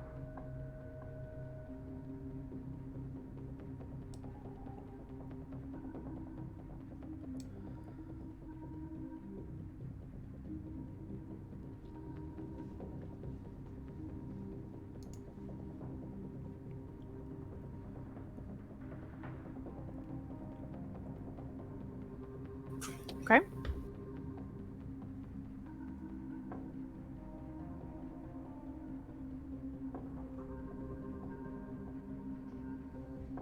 Was there more forthcoming or just okay? I mean, you guys have to decide what you want to do. I've opened the door and I've looked inside. Okay. Give me a quick second. Okay. Sorry, Charlie's being a pain in the butt right now. Quite all right. So as you open the door, the air inside the clock tower is very dusty and dry. Swaths of rubble and mounds of plaster lie in heaps on the stone floor, particularly in the southwest corner. A single wagon sits to the northeast, and 6 partially collapsed offices line the northern and eastern walls. Their door is hanging askew, and the ceiling's caved in. A wooden staircase winds up into the cavernous space above. High overhead, 4 immense bronze bells hang from sturdy crossbeams. So basically, to give you guys an idea, and I'm going to kind of reveal a little bit more of this map right now, just because it's like you would be able to kind of like look up and see this. He messing with something behind you.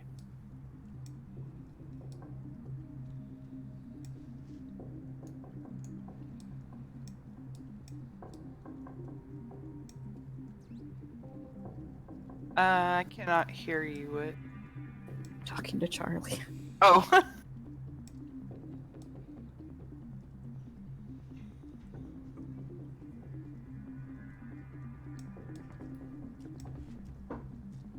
Okay, so I see... I don't see anything living in this room, is that correct? You do not. Okay, I will slowly back away and close the door and turn around and I say looks like plaster, rubble everywhere. I can see some bells up high.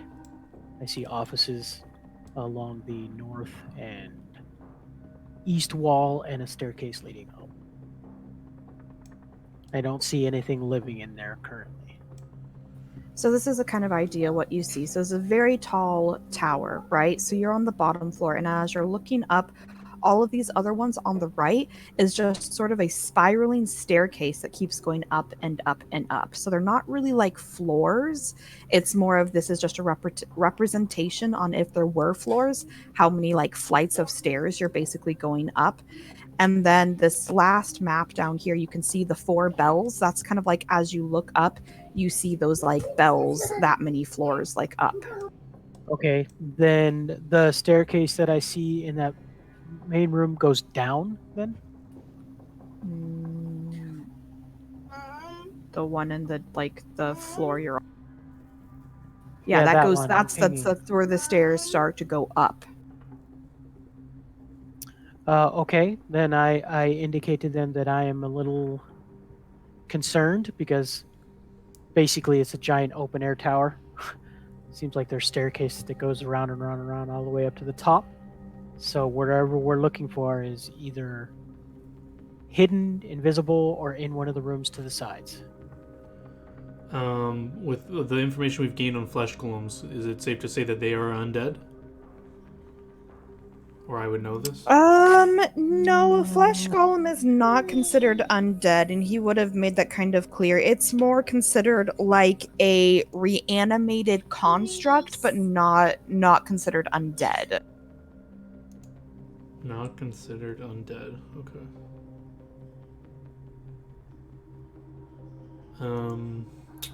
Does anyone But have any? vulnerable to touch attack? Does anyone have any means of detecting creatures in here? Perhaps our I do not. Sephra, We got you're all not this flour. are not catfolk adept at, maybe a little racist, but can you not smell foes from far away, or I can definitely.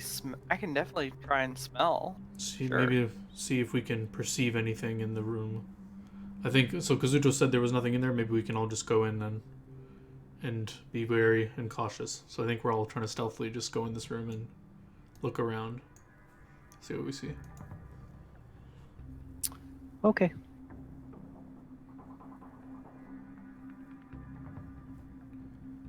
Everyone, keep yourselves hushed. Whisper. Sephra, see if you can discern anything from these. Yes. Also, just so you know, not all catfolk have a keen sense of smell. Oh, thank you. Quite ignorant in catfolk. So,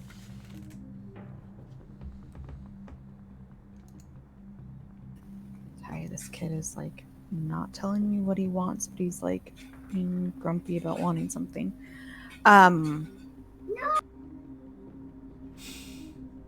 Lunchables?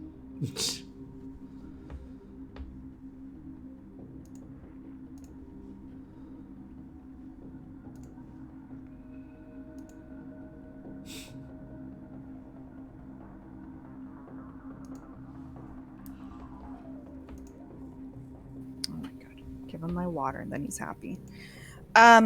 Okay, so Marco and Safra, you both, like, as you walk into this room, feel like you smell, like, it smells like super, like, sickly sweet in here to you, like a decaying sickly sweet.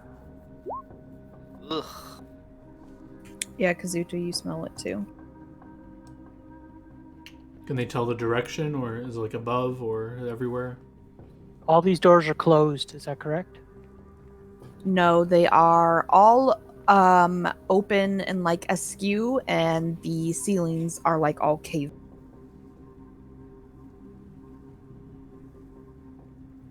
Is that a wagon?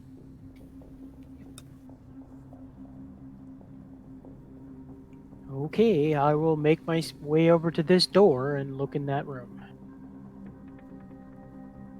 Yeah, you just see like the rubble of the ceiling caved in.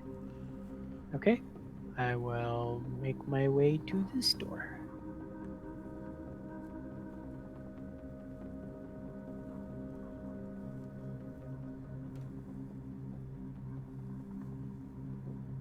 I'm So inspecting the wagon. yeah, as you move up to the wagon, Sephra, you see like this pile of like rags and rubble from like behind the wagon suddenly raise up and come to life and attack.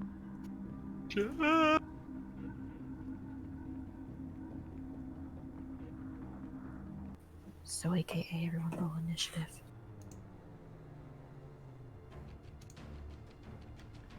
Why Damn! can't I click on this thing? Did I put it on the wrong layer? Or am I on? I'm on the wrong.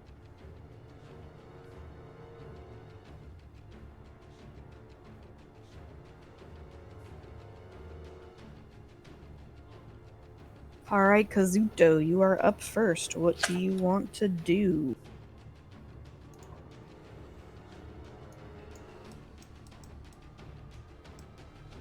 Large creature, right? Appears to be so. Yep, it looks that way. So I will move over to.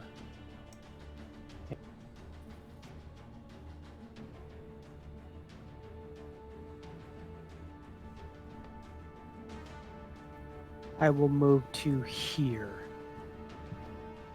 And hold my turn. Hold my turn. Okay, what are you holding your turn for? Or your action? That's my turn. Sephra. All right, I am going to take a 5-foot step back, and I am going to.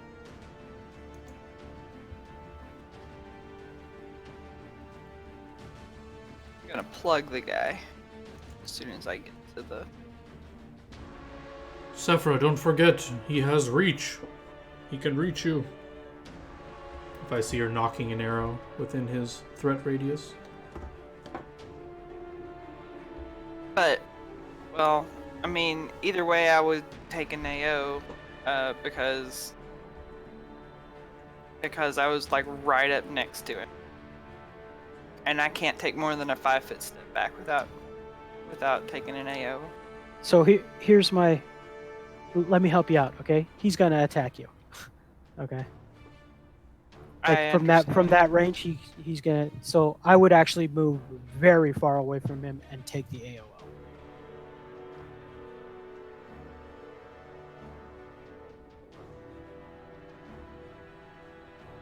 All right, I moved there. Does a 23 hit? Yes. Does a 14 hit? 4. I don't. I don't assume a 14 hits. I'm just asking to be sure. Oh, 14 does not hit. 23 would hit. This is gonna hurt. Okay.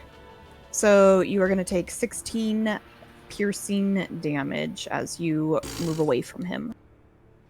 You're All right. fine. And so again, I'm going to plug with some arrows. With an arrow.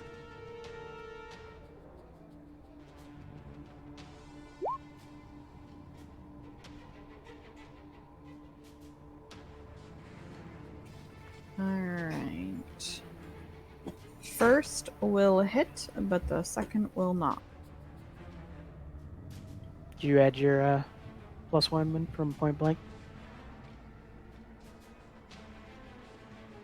Yeah, it's not added in automatically. Okay. So you do 8 damage to it. Yeah. I have to. I don't understand what this means exactly.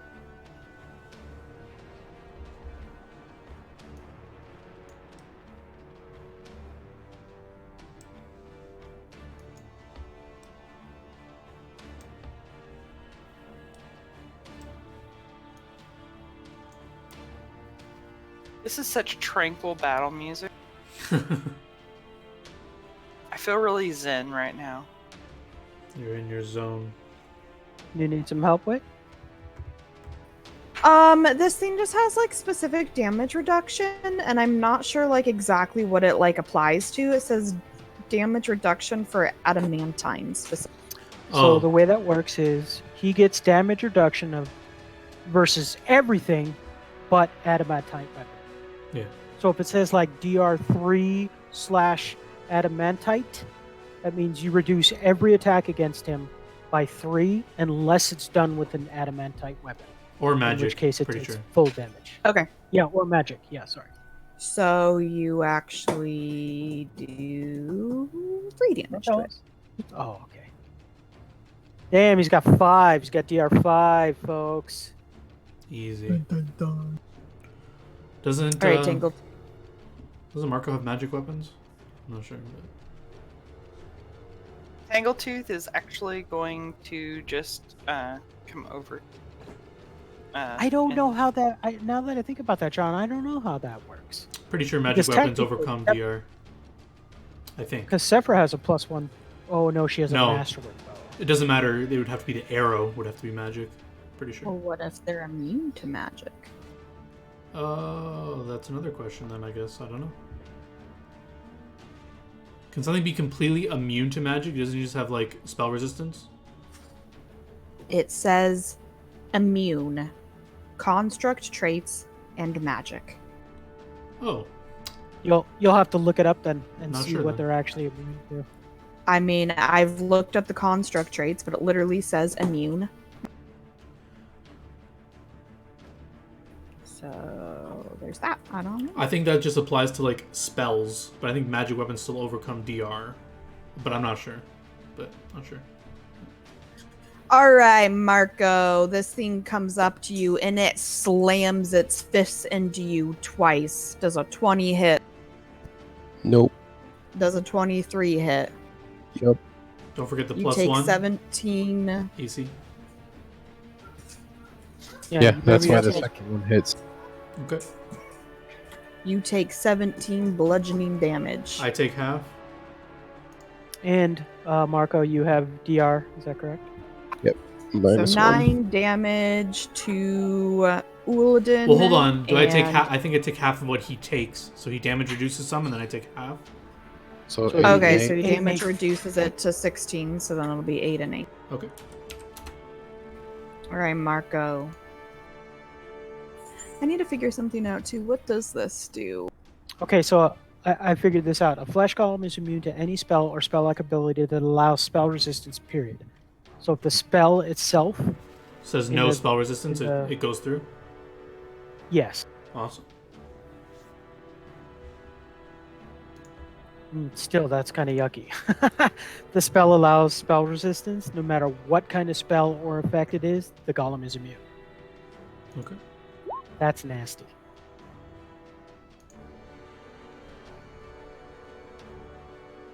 All right. So, Shit, I should have done something on my turn. God damn. You have another turn coming up soon. Yeah, but I want to do it now. Can I retcon and do something if it's not an attack? no. That's not very nice. Get He is not cucked, nice. boy. Get cucked, boy. Yeah, when we all die. Okay, when we all die, remember that. We're I'm not not dying. Yeah. Not on Ulden's watch. Y'all are fine. You say that, but Notice that he's anything else, properly Marco? positioned by the door. By God. Well, then. Everyone who's below 5, take 5. So let me know how many. I think it's 10. I'm minusing 10, and then take your. Yeah, Do you have any only Marco and Safra were hit, and they were both hit for more than. Okay. I am taking my bag of flour out and poofing it in the room. Thank you. That's what I wanted I to do, by the specifically way. want to make sure there's like some on the floor near the door, and I'm always going to keep an eye to see if I see like marks like leading out the door. So I don't know like what Okay. area this can go in. Like I'm just like flour. If you poof it, it's gonna go and like Yeah. poof everywhere. So I'm doing that to try Okay. and cover the most area I can. Is Yep, anything sure. revealed? Nothing is revealed at this time. Okay. Would you like me to draw you a circle? No, it's fine. We don't need any things on the map. Okay. Was that my standard, or was that a free action, or what was that? We'll say that's like a minor action. Okay. And then I will. Is this a touch spell? It is. I'll go here and touch Marco on the back and give him Shield of Faith. So you can get another. So it doesn't stack. You just take the higher one. So you'll take a total of +3 deflection bonus to your AC from this. Okay. And that's my turn. All right, Kazuto. I'm going to move to here, so I'm flanking it. And I'm going to sneak attack. Okay, and he's going to take an attack of opportunity So- on you. So he's got multiple attacks of opportunity? Just making sure. This is a new round. You are the Okay. first to go. This is a brand Okay, new round. then I'm going to use my acrobatics to avoid his Ooh. attack of opportunity. Okay, what's the DC for that? God, I wish I knew. We're all on the case, I assume. I'll let you guys look it up.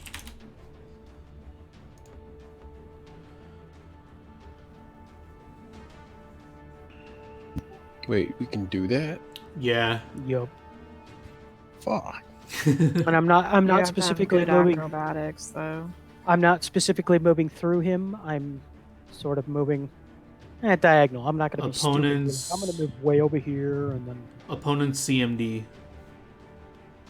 And I believe it also says that you can't move at more than half your speed when you're doing this. That's fine. I'm moving 15. Okay. So, all right, make your acrobatics. Oh! What the fuck? Yeah, that's a nat 20. Yeah. Well, it doesn't matter if his CMD is like 40 or something, True. It is not. but. Oh! And you lucky bastard, because you just avoided a crit. Okay.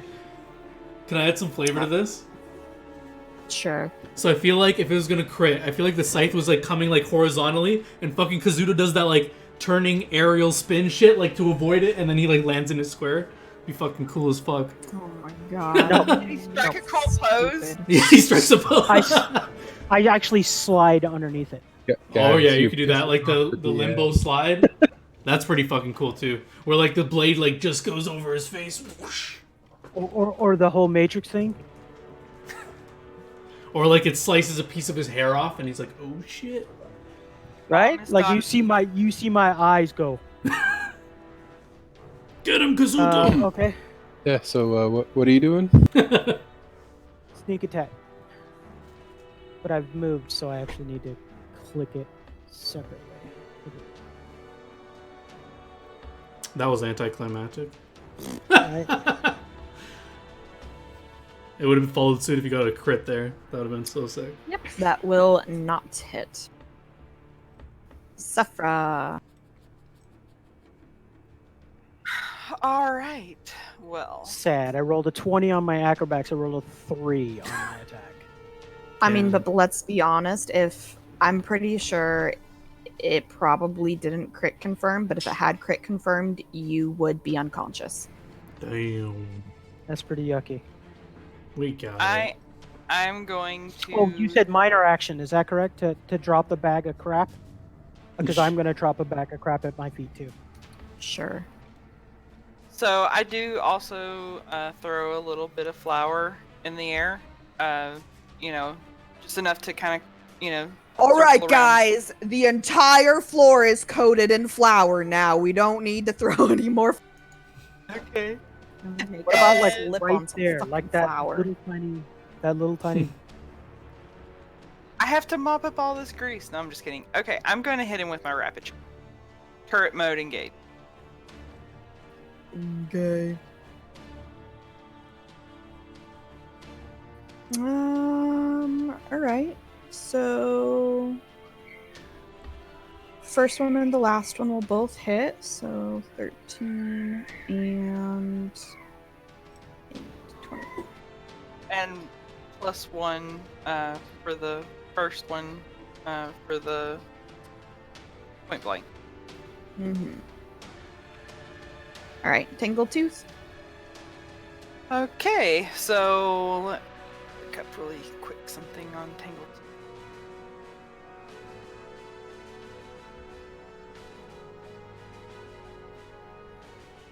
All right, so Tangletooth is going to run this way.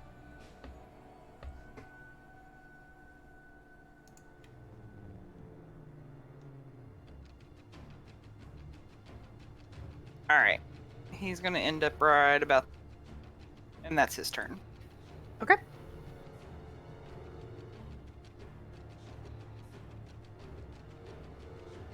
So just to let you know, John, you are correct. However, it takes fairly high-level magical items to overcome adamantine DR. Oh, damn. Cool. Alright, I need to do a little bit something here because he's using one of his feats.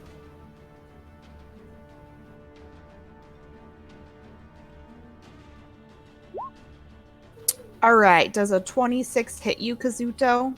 Yep. Alright, so this flesh golem is pissed at you and it swings around at you with its scythe again and it uses its vital strike and you are going to take 25 points of damage. Okay. Alright, Marco.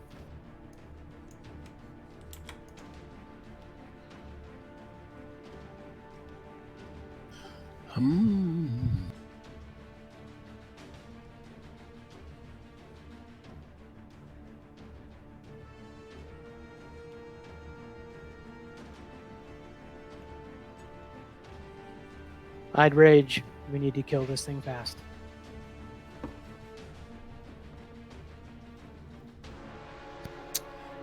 Okay. So upon seeing our new friend slave get hurt, Friends. I will get mad. Marco smash. And I will strike at this abomination as You want to throw some flour on the ground? No, I'm saving mine for waffles. Oh, okay. Nice. Remember that flank, so you actually have +2 to attack. Yeah, and I was using Olden's guide. I did not give you guidance. I gave you shield of faith, Oh, that's right. My bad. but you still hit no matter what I think. As soon as I said it, I realized I was wrong anyway. Whatever. Alright. You deal a mighty strike, Wilden. You fool! You promised you wouldn't be in the line of fire. Wait. So Mhm. on his turn, I heal. Right. Everyone who's down 5 heal another 5, so I'm minusing 10. 15. Marco's full HP, right? No, I'm fully healed. Oh, okay. Yeah. So I say, sorry. Did you want to do something? Just heal yourself. So yeah, I say, you fool! You promised you wouldn't be in the line of fire, but I will save I'll you. be fine. So I cast. I'm gonna move. Wait, what's the range on the spell? 25 feet. Alright, so I'm gonna move here. And good enough. And the platinum rings on our fingers glow as I shield Kazuto. I go, whoa, and I get it off. Get it off!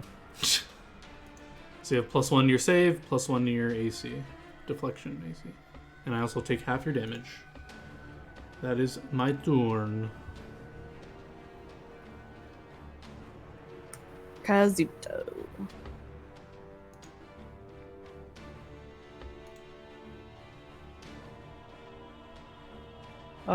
It's facing me, right? Mm-hmm. I will go total defense. Okay. Safra. All right. I am going to release some more arrows. Ooh. Okay, so you hit with the first 2. You do not crit confirm, Oh. but that will still be a total of 30 damage. Remember the point blank bonus? I don't know. Mhm. Okay.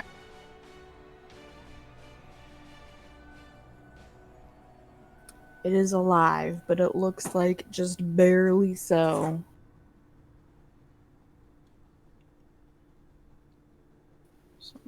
Get him, Tangletooth. I would not recommend putting Tangletooth within its reach. It can one-shot Tangletooth. Yeah, I know. That's why I've not been like Yeah, I would just wait for the next turn. Don't, because he's going to attack of opportunity, tangle tooth, and probably kill it. So I wouldn't do that. Yeah, I wasn't planning on. All right, is Tangletooth doing anything? Tangletooth is taking total defense. He's hiding behind the wagon. All right. Who is the Scarecrow going to attack? It is going to turn back around.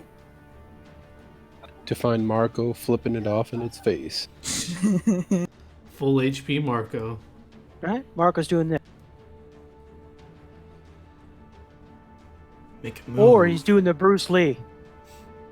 He's doing the degeneration thrust.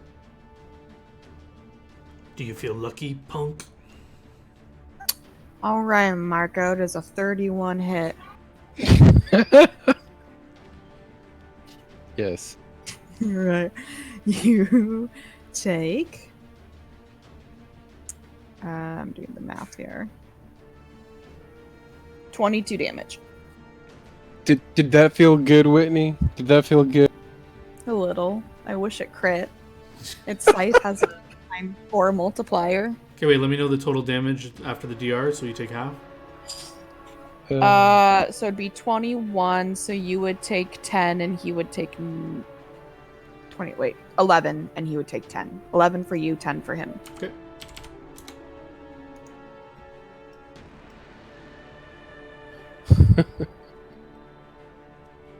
That's Marco's sound effect of getting hit for 21.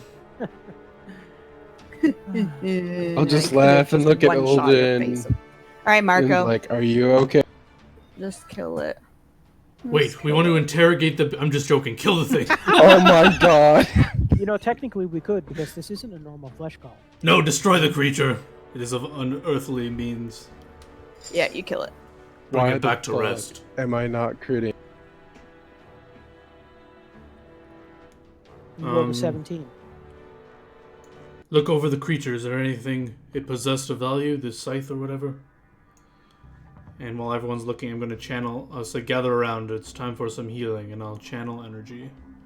Gather around, kids. Wow, every- nice Any heal, bro. tracks in the flower? So everyone's going to heal 25. I'm going to heal an additional... Just the ones you guys have made. So everyone heals 25? Yep. If you are within 30 feet of me. Does that stack? What do you mean, stack? I'm just being a butt. No, that's interesting. So I think you would get more because of your barbarian trait, right? Yeah.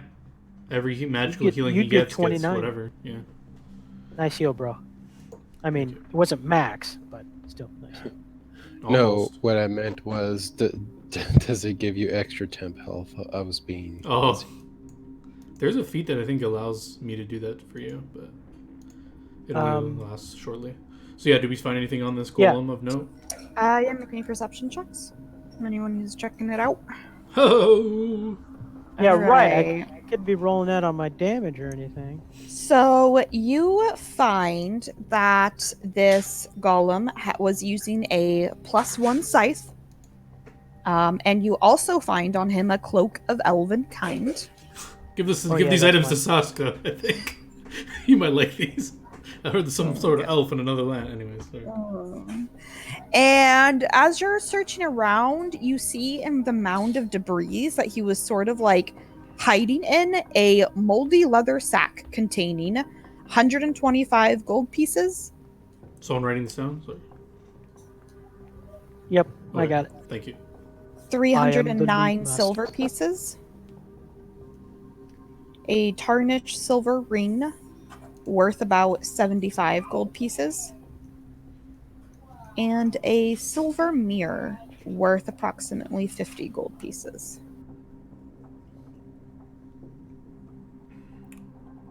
So in a hushed whisper, I say, Sephra, do your keen senses hear anything on the upper floor? Has our fight caused any commotion? Is anything coming towards us? Now you think all catfolk can hear? You said you had Exceptionally you had adept senses. I did not ask you for Well- hearing. Does anyone hear anything? Kazuto says all cat food can drink exceptionally well, right? I think we're creating Bunch too of many. racists. No, I'm just kidding. Okay, so Sephra is going to look around up on the upper floors, kind of lift her nose to see if she smells anything, because her keen sense is in smell, not Oh, hearing. Okay. While they're doing that, I'm going to check this room here.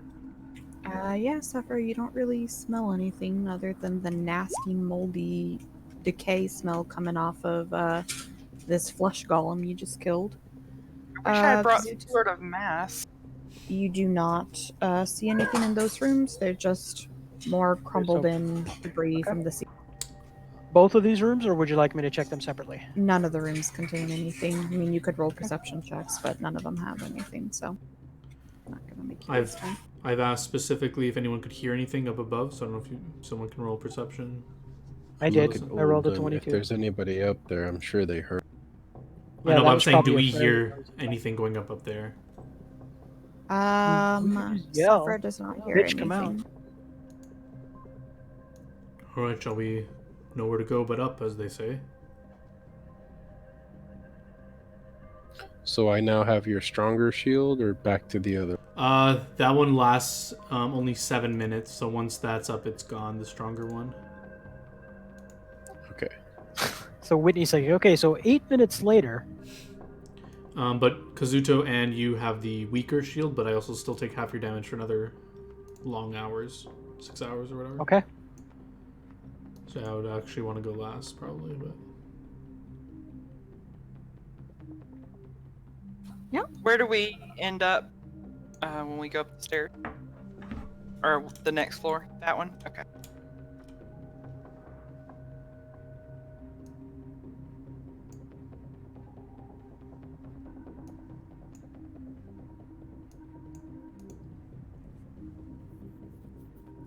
So you guys can just keep going.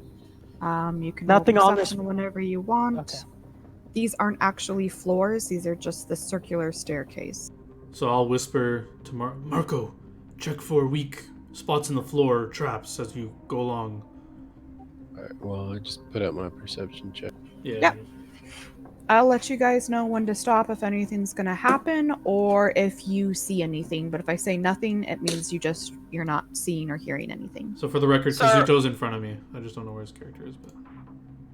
So, I mean, if you really want to check for traps, you probably want to have me in front. Sure, whatever. Because I can literally detect them and get rid of them. So, So I'll go to about here, sorry, and make a perception check.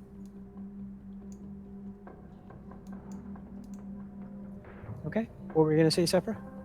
I was just gonna say, so do we just do like one perception check per floor or something? Yeah, you can do that. Okay. Then I'm going to go to the next floor. So I see an area here that looks like there's no staircase. What is that?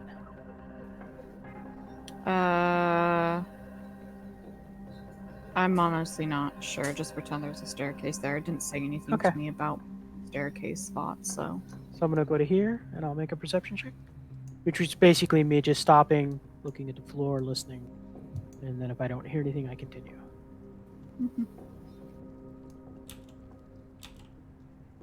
I'm just looking around, trying to be careful.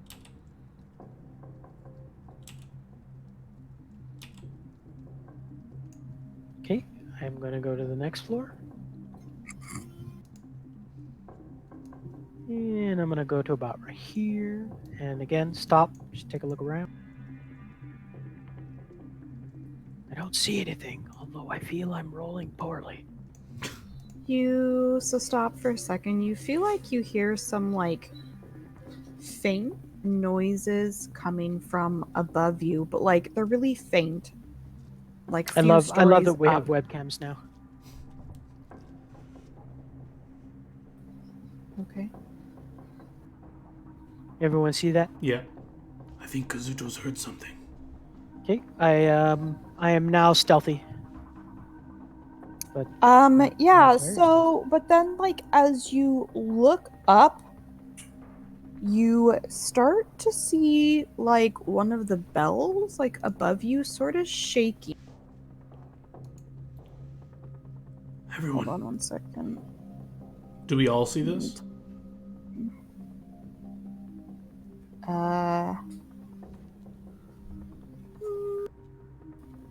Sure, you can all sort of notice the bell shaking a little bit. Everyone, plug your ears, just in case. I fear some loud noise may be coming. I plug my ears. I look at Saphira and tell her to come.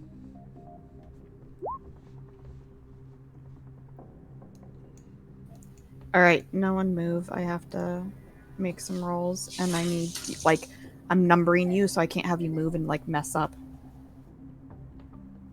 Damn it! Now I really want to move. Just do the back and forth movement like Whitney does.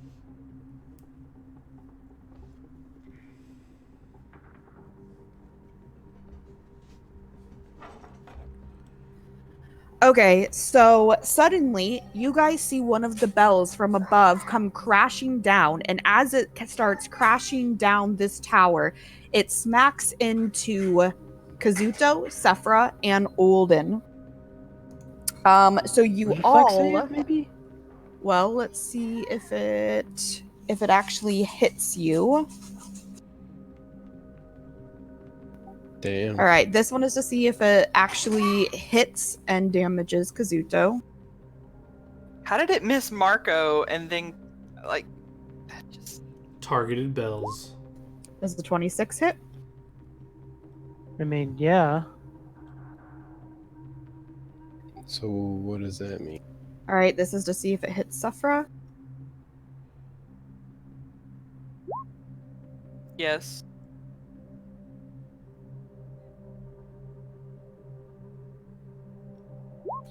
What? Oh, damn it. Well, that is true. 8 will not hit. 0 successes! But that will hit me. All right, so here is your damage, Kazuto. Will be halved. Let's hope Ulden doesn't die in this then. True.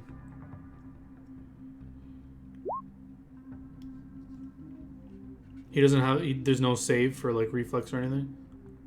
There is no save for the damage. However, you guys are going to end up falling back to the first floor, and you can reflex save to not take fall damage. So that's going to be 11 to damage to Ulden, 10 damage to Kazuto. Then Sephra, here's your damage.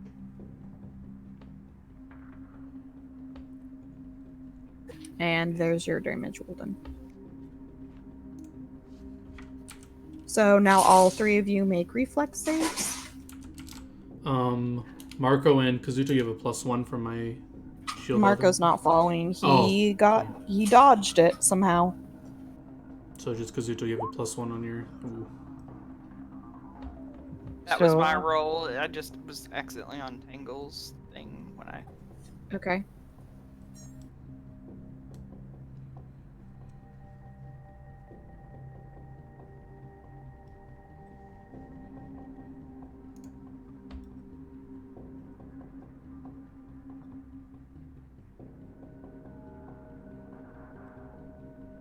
Is this the last floor from second to last? That No. you I've uncovered.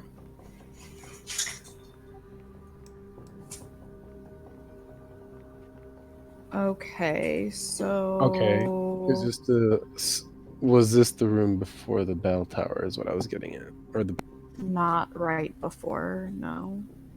It was a very choosy bell because it, So- like, hit Kazuto but not Marco, me but not Tangle, and then... Alright, so Sephra and Ulden, both of you will end up falling. Well, no, sorry. All three of you fall, but Kazuto manages to not like land gracefully and not take damage from the fall. But I'm going. So once a day, because I'm a cat folk, I can Yeah. re-roll a reflex save and take the bet. Go for it. All right, so only Ulden will take fall damage. And you'll take 8 points of damage from the fall. Okay.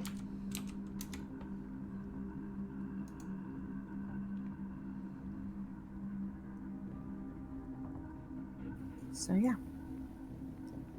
You all three are now back on the first floor, and there is a giant smashed bell on the floor with.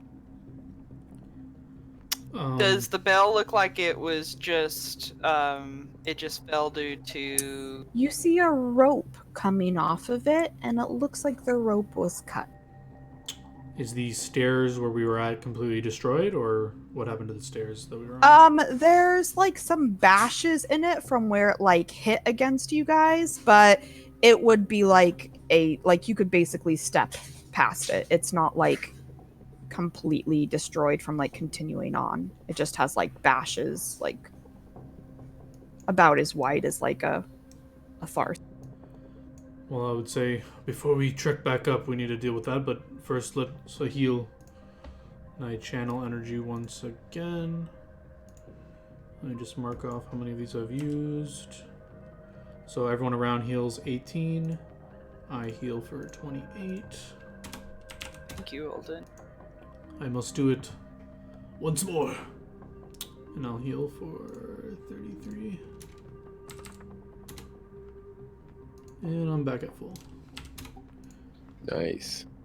Okay, so then I say, I guess Marco's still up there, but I would say to Kazuto and Sephiroth, what should we do about these? Clearly, she's up there dropping bells on us. Do we have any means to prevent this from happening again? We just need to be more careful, I guess. I don't know. We can't prevent it. There must be something we can do. We can't just let bells fall on us. This sounds... We just can't let balls fall on us. Right. I mean, she's got to come down at some point to eat. Okay, so how far from the top where the bells? The bells are about 2 floors above where you are currently. Okay, so realistically, what? 15 feet, 20. Approximately 20 feet up. All right, let's just make a break for it and keep an eye on the bells. I think if we're watching it, it must be easier to avoid. We can move, now that we're aware of what's going on, we can get out of the way. So let's go back up to Marco. We should do this strategically. We should have one person on each part of it, so only one person can get hit by a bell at any given. Sure. Let's go. Make haste. All right.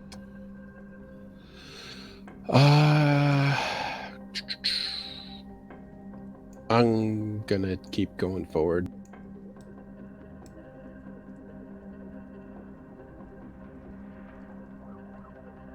So I am specifically trying to make sure that there's no bell. Yeah, I'm keeping eye with the bells, see if anything starts moving a little bit, or if I see a hand reach out to cut anything, I'm looking. Sure. I'm looking as I'm walking. Specifically, I'm looking at the bells to see which one starts to sweat. I also currently have my bow out. Okay.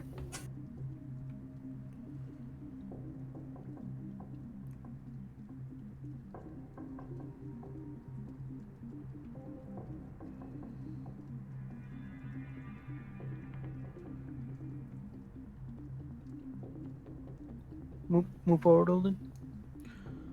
Well, I didn't want to be in this position, so I will, reshuffle. Okay. Then I will go in front of you. Where do I go from here? Oh, next one down.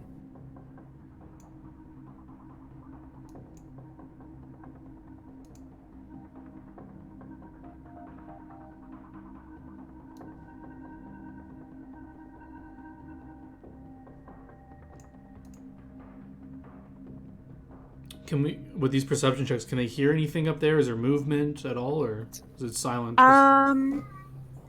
So once you get to that floor you're on now, you can hear some like shuffling above, but it's just like you just like hear some like vague whispering and shuffling. Okay. Is it directly above me? Yes. Is there a floor up there, or do we just see bells? There is a floor. It's like really complicated. Their picture does not give it justice, but it's basically like where there isn't a bell, there is floor. It's hard to convey. Okay. So while we're looking up at this, I guess one missing bell, is there any hands moving? Is there any ropes moving? Anything at all, or is it all normal still? You like don't see any hands like or anything, but you also don't see any of the other bell ropes moving. But you do hear like whispering and shuffling from up there. Okay.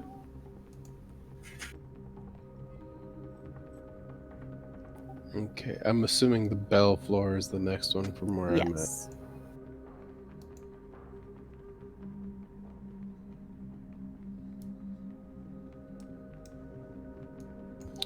And I'm assuming I could see them coming up the stairway, so I'm gonna wait right here.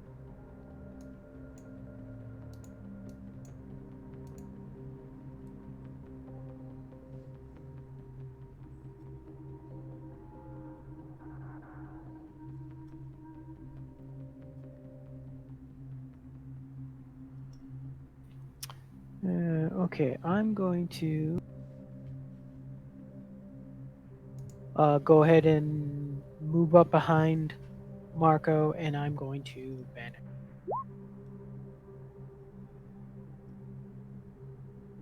And I'm going to go up to the next floor. Where would you like me to place myself? That's fine right there. So as you come up to the next floor, are you like is there anything for people to see through Vanish, or you just I'm basically invisible. is moving? Technically starting. Okay. Yeah, magic. Well, not really. It says True sight usually sees, or not true sight. It has to be like see invisibility. Maybe would work, oh, it says if a check is required, a stationary vanish creature is a plus 40 bonus or a plus 20 if it's moving. Okay. So as you come up to that floor, you see three of these people, very similar to the ones you fought at the mill, kind of like huddled together, whispering and talking. Okay. I will walk back down so that they can see me. Oh, they can't see me. I'm vanished. you can speak to us. Whisper to us. Yep, I will walk back down just so Marco is right next to me. And I will say, as quiet as I can in his ear, this is Kazuto. There's three up here. Three of the faceless guys. And then I will walk back up. Now, mind you, now this only lasts 5 rounds. So when 5 rounds are Right. up, I become visible again. I look over at Ulden and flash him 3, Let's go. and I will run up the stairs. Okay, I'm going to move over here. Do you want us to roll initiative? And I'm going to charge before. Nope. Everyone roll initiative. They knew you were there as soon as you come up around there. Yeah, but I mean, I could have charged around the corner there. I'm pretty sure you can't charge around corners.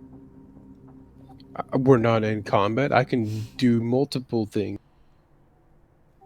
Yeah, you're arguing with the DM. You're going to lose that fight.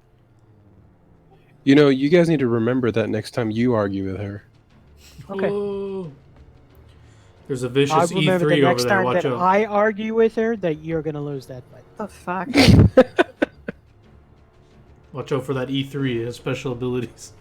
Oh my god. Stupid piece of shit. It contains spoilers, guys. E3 I spoilers. was totally targeting him too. We didn't remember to ask the guy about how to defeat an E3. I'm gonna punch you guys. So we do not see this snake. I think Zanisha it's or an whatever? honest mistake, Wit. You And do not. I totally forgive you. Okay, so this guy, he is gonna, let's see, range to the 5, 50. Are you still vanished? Yes, I am. Alright, he's gonna move over here. Character sheet. Ooh, what? Oh, that's interesting. What is he gonna do? Alright, I'm gonna do this.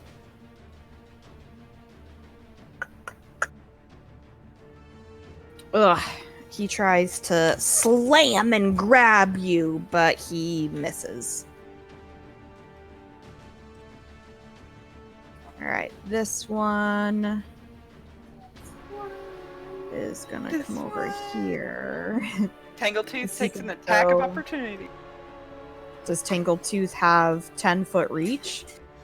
Oh, I don't know. Probably not. Oh, he's going for Tangletooth.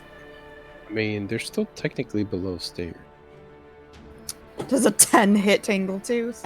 Jesus. Probably not. I'm gonna make These sure though. fucking rolls, man. It does not hit Tangletooth. I didn't figure. Alright, Sephra, what are you gonna do? I am going to take.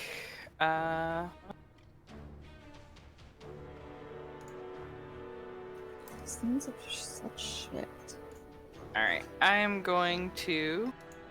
I'm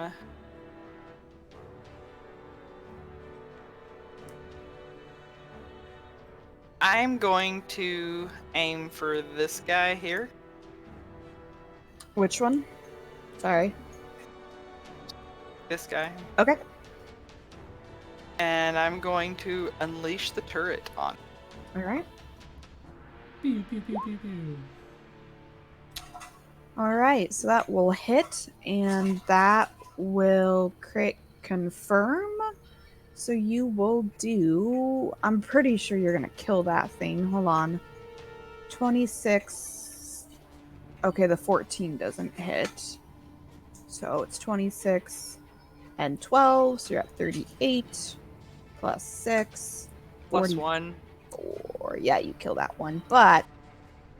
Oh, I'm on the wrong fucking layer. I'm gonna mess up. No, I'm not. Wait a second. I'm just missing token. You kill that boy, but the one in front of you is going to. Oh my god, and he misses. Okay. Alright, these mobs suck. Okay, Marco! Not One so shot the tough. other one. Not so tough without your bell. I got a good Alright. roll and got to hit 3 of you. To start with, I throw some flour up in this. Okay. Jeez. There is flour covering this bitch. Alright, so nobody else has to throw flour, okay? I took care of it. Does it There's reveal flour anything? sufficiently. No, you do not see anything other than your tracks. Well, I guess no one's moved, so currently you would not see anything. And then I beat the shit out of the guy. All right. Beat the Maybe. shit out of them. The first one will hit. You'll do 15. It's a respectable number. Well done. Is there room for me to go upstairs? I can't really tell. Yeah, you could come upstairs. Technically, you can like stand out here because this like the next set of stairs kind of like wraps around this like kind of like outside scaffolding shit. So technically, this wood area you can stand on. So I look around. I definitely do not see a snake humanoid anywhere. You do not. Throw And some more flour. these things are humanoid creatures? Or can I roll a check to make sure they are? Or? You can roll me. What do you think they are? What are you trying to determine? If they're humanoid creatures. Okay, roll knowledge, nature. I am not trained in such. Can I still roll? I'll let you do it untrained, yeah. Alright, you're pretty sure they are not standard humanoid creatures. But the last ones we encountered spoke common and stuff, right? Yes. So I'll look at them and I'll say, lay down your weapons and surrender or you're dead. And I'll look at them and say, we need some answers. And I'll cast Murderous Command on the one in front of Tangletooth. He laughs at you. Okay. It is death then, I guess. Kazuto. I'm not going to do anything on my turn. Alright, Tangletooth. So Tangletooth is not having this guy all up in his face. He is going to attack with full fury. Ah, nice rolls. Alright, so you get a free attempt to trip with the bite if you would like to roll his CMB. Yeah. First off, he'll take 3, 4, 5, 6, 7 damage. Alright, what is this dude's... Yeah, so we won't quite be able to trip him, so... Does good damage, but no... Good attempt, Tangletooth. Daka boy, he is going to... Melee! Oh my lord, these rolls! And he misses. So when I said that This they will one- die, and they clearly are fighting to the death here, they're okay with fighting the death? They don't want to communicate or try to surrender? Nope. Okay. Just making sure. I mean, they have butts for faces. What are they gonna do? Fart at? Well, I just mean like they literally are dying in like 2 hits, so I just think that maybe they'd want to value their life a little bit, but if they don't, then it's fine. To the death with them, I guess.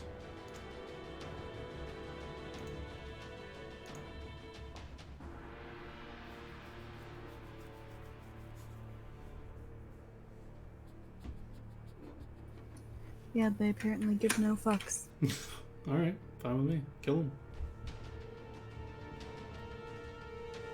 Okay, I'm on this one. This dude's gonna attack Tangletooth again. What was my last attack on Tangletooth? 11? Does that 12 hit? Nope. Jesus Christ, this is... These fucking mobs, man. Alright, Sephra.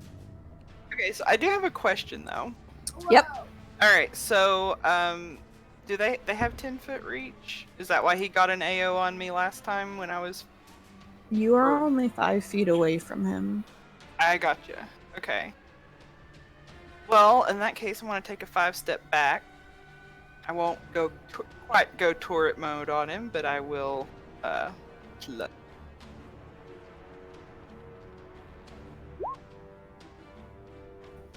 Alright, you will do 11 damage with your... +1. Yeah. Yeah, you got That's why it was that. 11. Yeah. Marco, go ham. Those will both miss.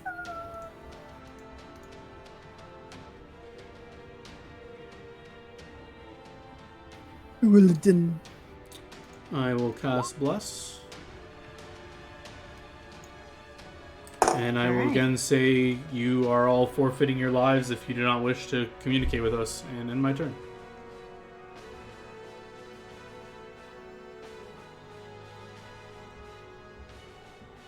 So this is 50 feet. So yeah, I hit everyone, every ally has a plus Alright, one. Kazuto. Kazuto's Give me just a not sec. there. Yep, Oh, I'm right okay. here. I was like, I don't see. He vanished IRL. Boom! The ultimate role playing. You can see me. I'm also assuming that these are accurate. Like this is literally a 5-foot distance to in the stairway. Yeah. So if something were to invisibly go by me, I would notice. Just Yep. okay. So, plus 1 morale bonus. What does that do mechanically? Gives you basically a +1 on attack rolls and saving throws specifically against fear effects. Morale bonus is just a different type of bonus. They just specified because it doesn't they stack differently. So typically multiple bonuses, they don't stack together. You get the best one, but a morale bonus is a different style of bonus, so it can stack with other bonuses. Okay, I will step up and sneak attack. Oof. Jesus. Look at all those ones. Still good damage. But they all hit. Right there. Oh wait, there's okay. There's another 18 damage. That's Yeah, 34. you kill that guy. Okay. Tingle tune. So mechanically, basically, you see me appear out of nowhere and skewer the dude. Whoa!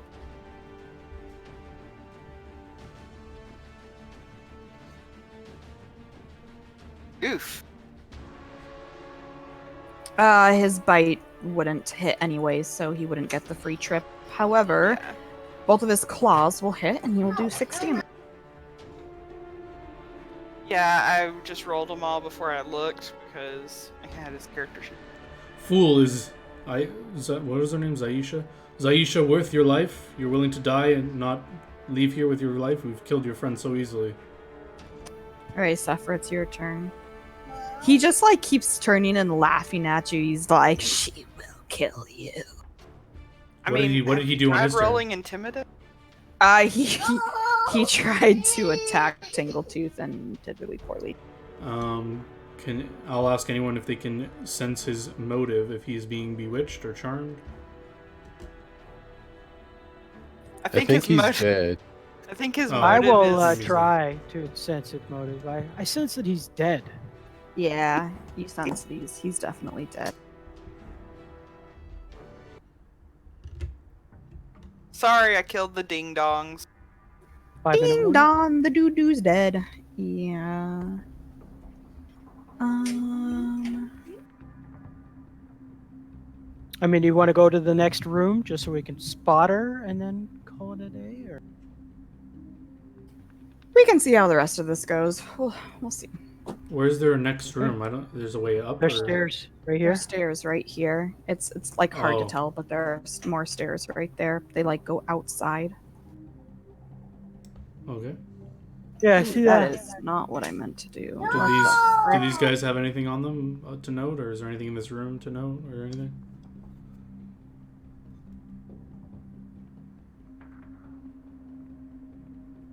Nothing but a void. Does not appear they have anything other than what were they attacking with? I just deleted all their character sheets. I think it was. If it's nothing like story related, we can just look at it later. I just thought if there was No, like a it's note not, or yeah. something we should look at, but okay. With nothing, because he didn't hit a damn thing.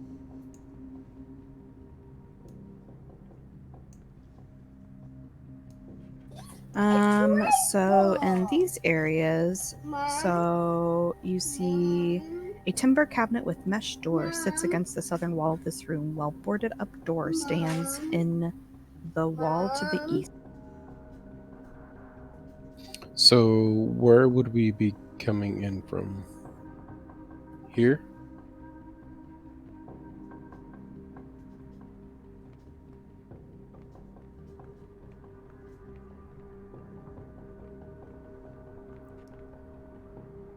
So that's where we start?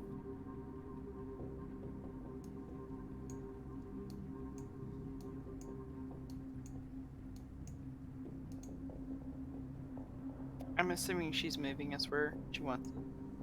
Yeah, I was just showing you where. All right, guys, get your flower ready.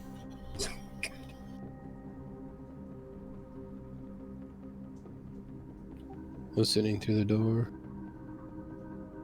Yeah, you don't hear anything. Is that smell, that decay smell, strong up here? It's actually getting better. You don't smell it as much anymore. Do I notice any other smells? Just like dust and dirt is really all you smell at the moment. I look at the guys and grab another bag of flour, point at it, and motion that when I open this door, I'm going to run out there and just start wailing around the room. Jesus Christ. Sure. All right. Although I I feel opened- that she's not here.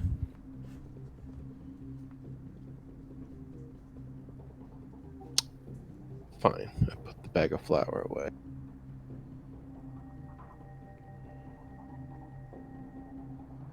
Save it for your biscuits, Marco. So I open the door and walk through. Out there, it's just a large and cluttered room filled with immense gears and clockworks. Most of them appear to have rusted in place.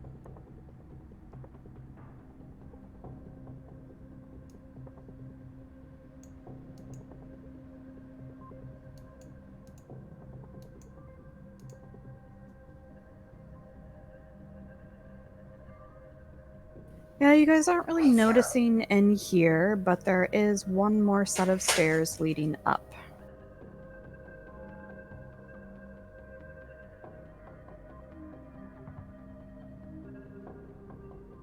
Back All right, let's outside? take the stairs. Yep. Yeah.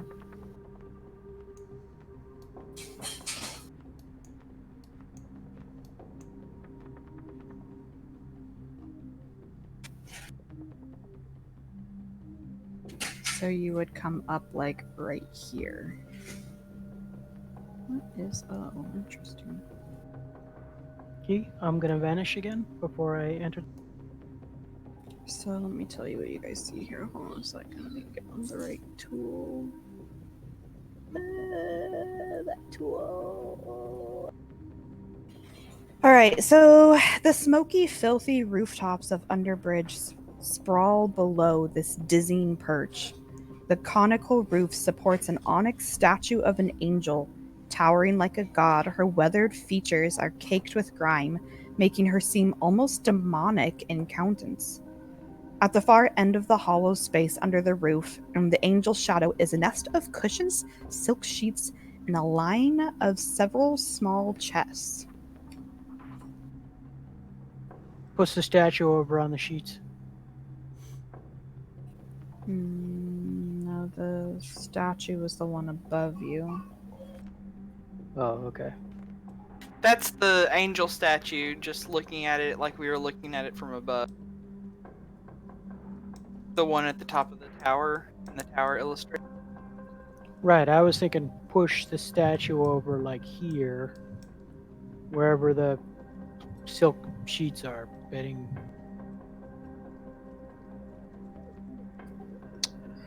Hmm.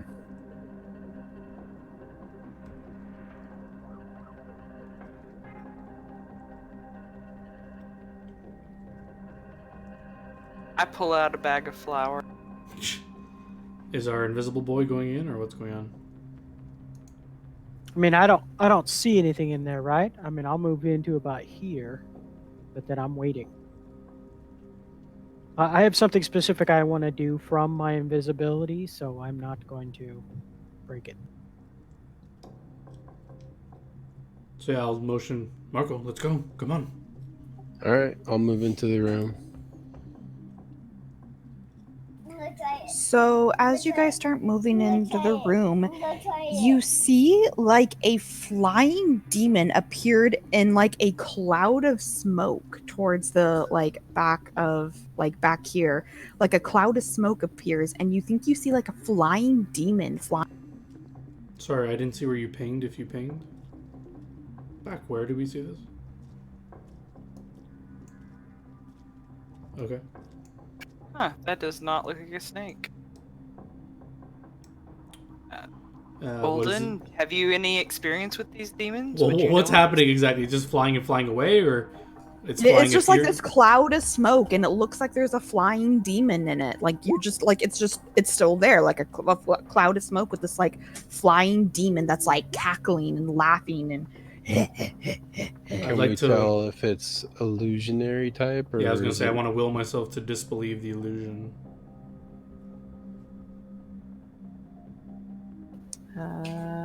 Okay. Try to make a will save. All of us? Anyone who's trying to do that, if that's what you want to do.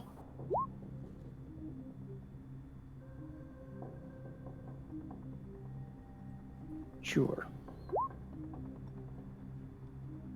So Ulden and Sephra, you are like, no, there is a demon right there. There is a freaking demon, guys. And Marco and Kazuto, you're like, I think that might be an illusion. An illusion. What are you hiding? Did my knowledge religion reveal what kind of demon this is, or? Oh, sorry, I just now saw it. Yeah, so you're like looking at it and you're like what kind of demon is this? And you're like trying to figure it out. When like suddenly make me a perception check, just Ulden. Yeah, you're like really intently trying to figure out what kind of, oh my god, I keep like fucking this up. Just can't click on the right thing. You're like, what kind of, you're like analyzing it, trying to figure out what it is, and you don't notice the Lamia sneak up behind you and sneak attack. So just curious, did it have to move through someone's square to do this? It's pretty huge. Nope. What It is did not. Oh, okay. Okay. Just I mean- visually, the map doesn't seem like someone could fit through Yeah. there. But okay. Because it didn't go through the floor. Okay. Or like this layer. Oh, I'll tell you later. Anyways, everyone, as I like move the bajillion of things and this little fucking.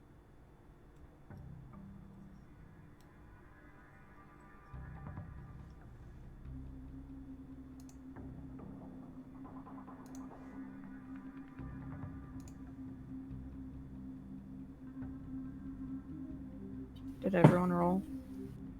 I believe so. Yes. I don't know how late you want to go to. I'm okay to keep going as late as you guys want, but Yeah, we'll go a little bit later. My kids are chill for the moment, so we'll try to conclude this if we can.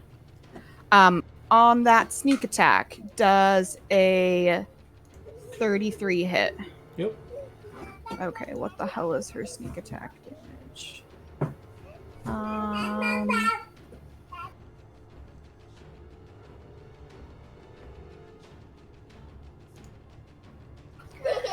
Do you know, Jaeger, does the sneak attack damage just scale off of specifically rogue levels or like total level?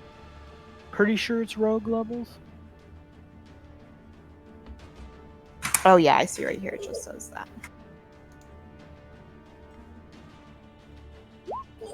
And you got to be careful with the. All right, so you take 17 points from that sneak attack. You I got to be laugh. careful with precision damage. It works really weird. All right, Kazuto, it is your turn. You are stealthed, and there is a massive flippin' Lamia right next to you. What are you gonna? I am going to shoot her with my crossbow. And your drow, or yeah, poison arrow. Yep.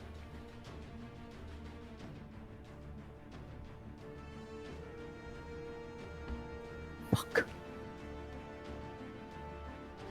I don't know what kind of bonuses I get for being invisible, so I wasn't able to find how that works.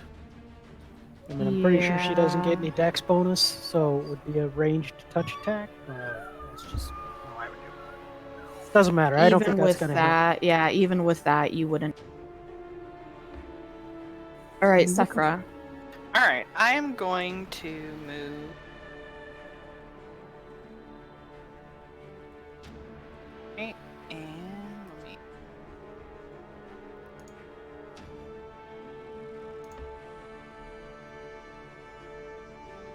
And I am going to cast Gravity Bow. All right. Marco. Stepped into range. And I will swing at her. All right. And not You like- just swing wide and miss her. Ulden. 5 foot step back and laugh at her and say, and ready and spell. Or I ready to do something if she casts a spell. Okay. And I say, surrender now. The powers of gods are with me. Fool. Yeah, she is going to. She's just going to attack.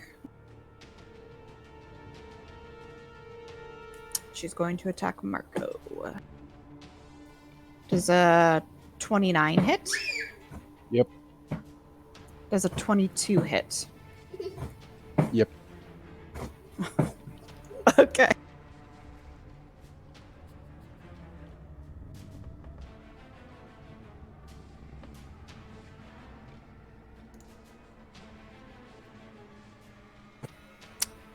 How much health do you have? 97. Do you actually? Yep. Oh, okay. All right, you take 63 points of damage. So you'll take half.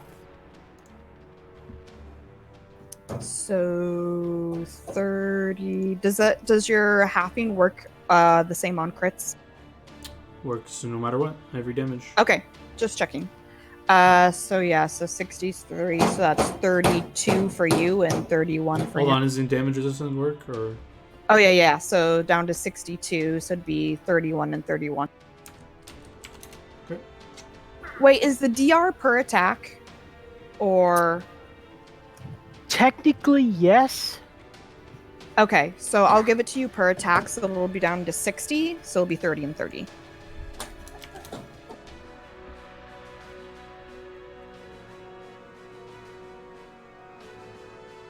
Tangletooth. Tangletooth is just going to he's gonna just chill where he is.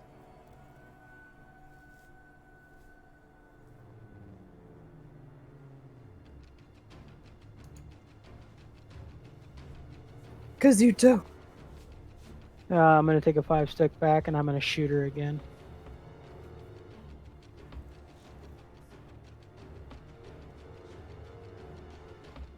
Hang on, I gotta find my.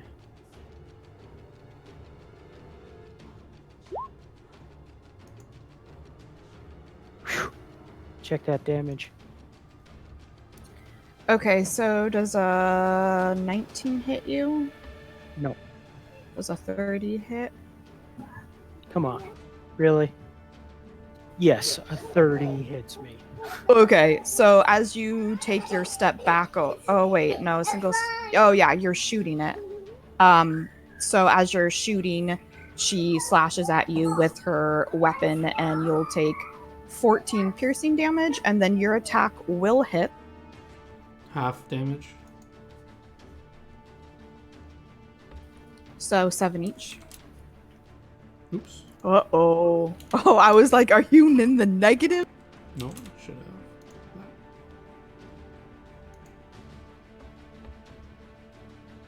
She needs to roll a fort save, DC 13. Okay. She passes. Okay. Sephra. Quick question. Do I change my rapid shot to 2d6 or do I leave that at 1d8? Nope. All your damage changes to 2d6. Alright, then I'm going turret mode on her. Okay. Oof.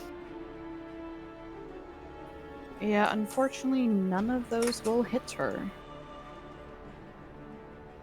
Marco. I will swing at her again.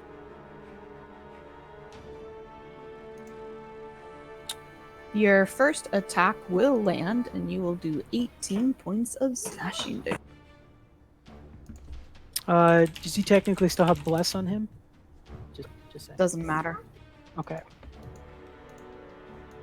Ulden. Just checking something real quick. Uh, 3d8 versus 5. What do you guys think is better, 3d8 or 5d6? 5d6, right? Probably. Okay. How much health are you? I channel energy, selecting only. Wait, I think I have a feat for this. Channel doesn't provoke, right? Nope. Okay. I just want to see if I have the selective channel. I do not have that yet. So I'm just going to channel on myself with selective channeling. And I'm going to heal for 22. And that's my turn.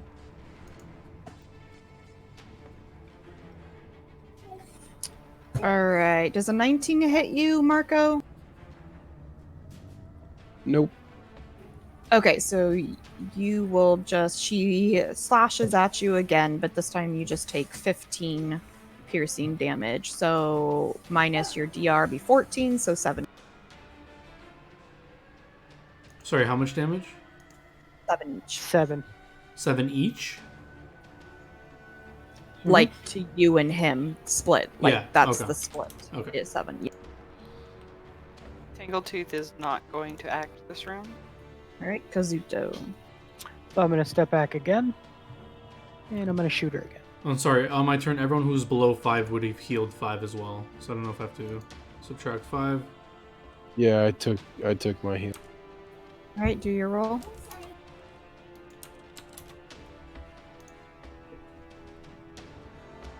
Alright, that will hit her.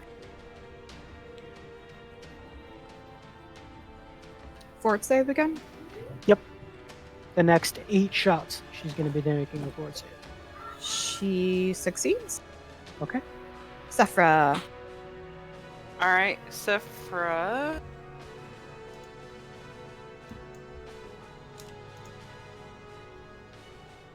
Alright, Sephra is going to. What you're shooting her with is a poison, correct? That is correct. Drow poison. So, would you say that she's 20 or 25 feet away from me? 20. Yeah. Okay.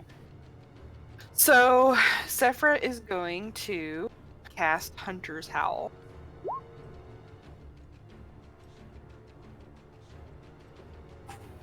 She succeeds her will save. That's my turn.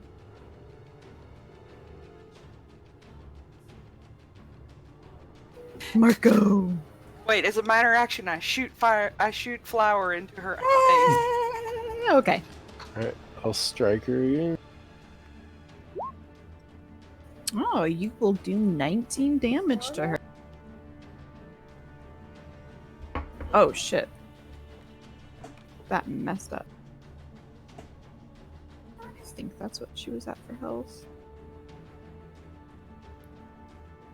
Okay. Ulden. Same thing. I'm going to actually. Is anyone below 5 on their health? I think just Marco. Just Marco, yeah. Okay, so take another 5 health. I'm going to. I think I have to just channel energy on myself. So 29 health to myself.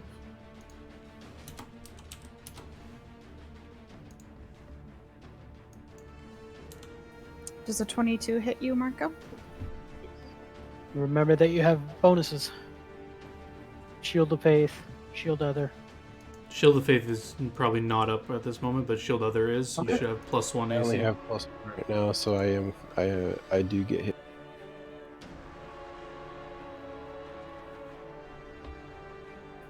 Okay, so 22 still hits, right? Yes. Okay, so you will take a total of 28 damage, so 27, so 14 to Ulden and 13 to you. 13 to me. Yes, 14 old and 13 you. Tangle 2. Is staying put. My flippin' kids. Ooh. Alright, Kazuto. I will shoot her again. One of these times she's gonna fail that saving throw. That does not hit. Sephra. All right, so Sephra is going back to turret mode. Oh.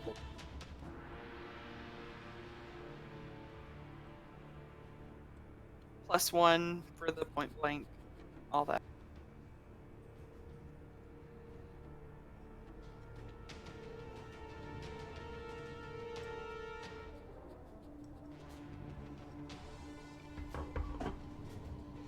Good grief, these kids. Okay. Doesn't hit. Does not crit confirm. Doesn't hit. So 12. 13 because of the point blank. Yeah. 13 damage. All right, Marco. We'll swing again.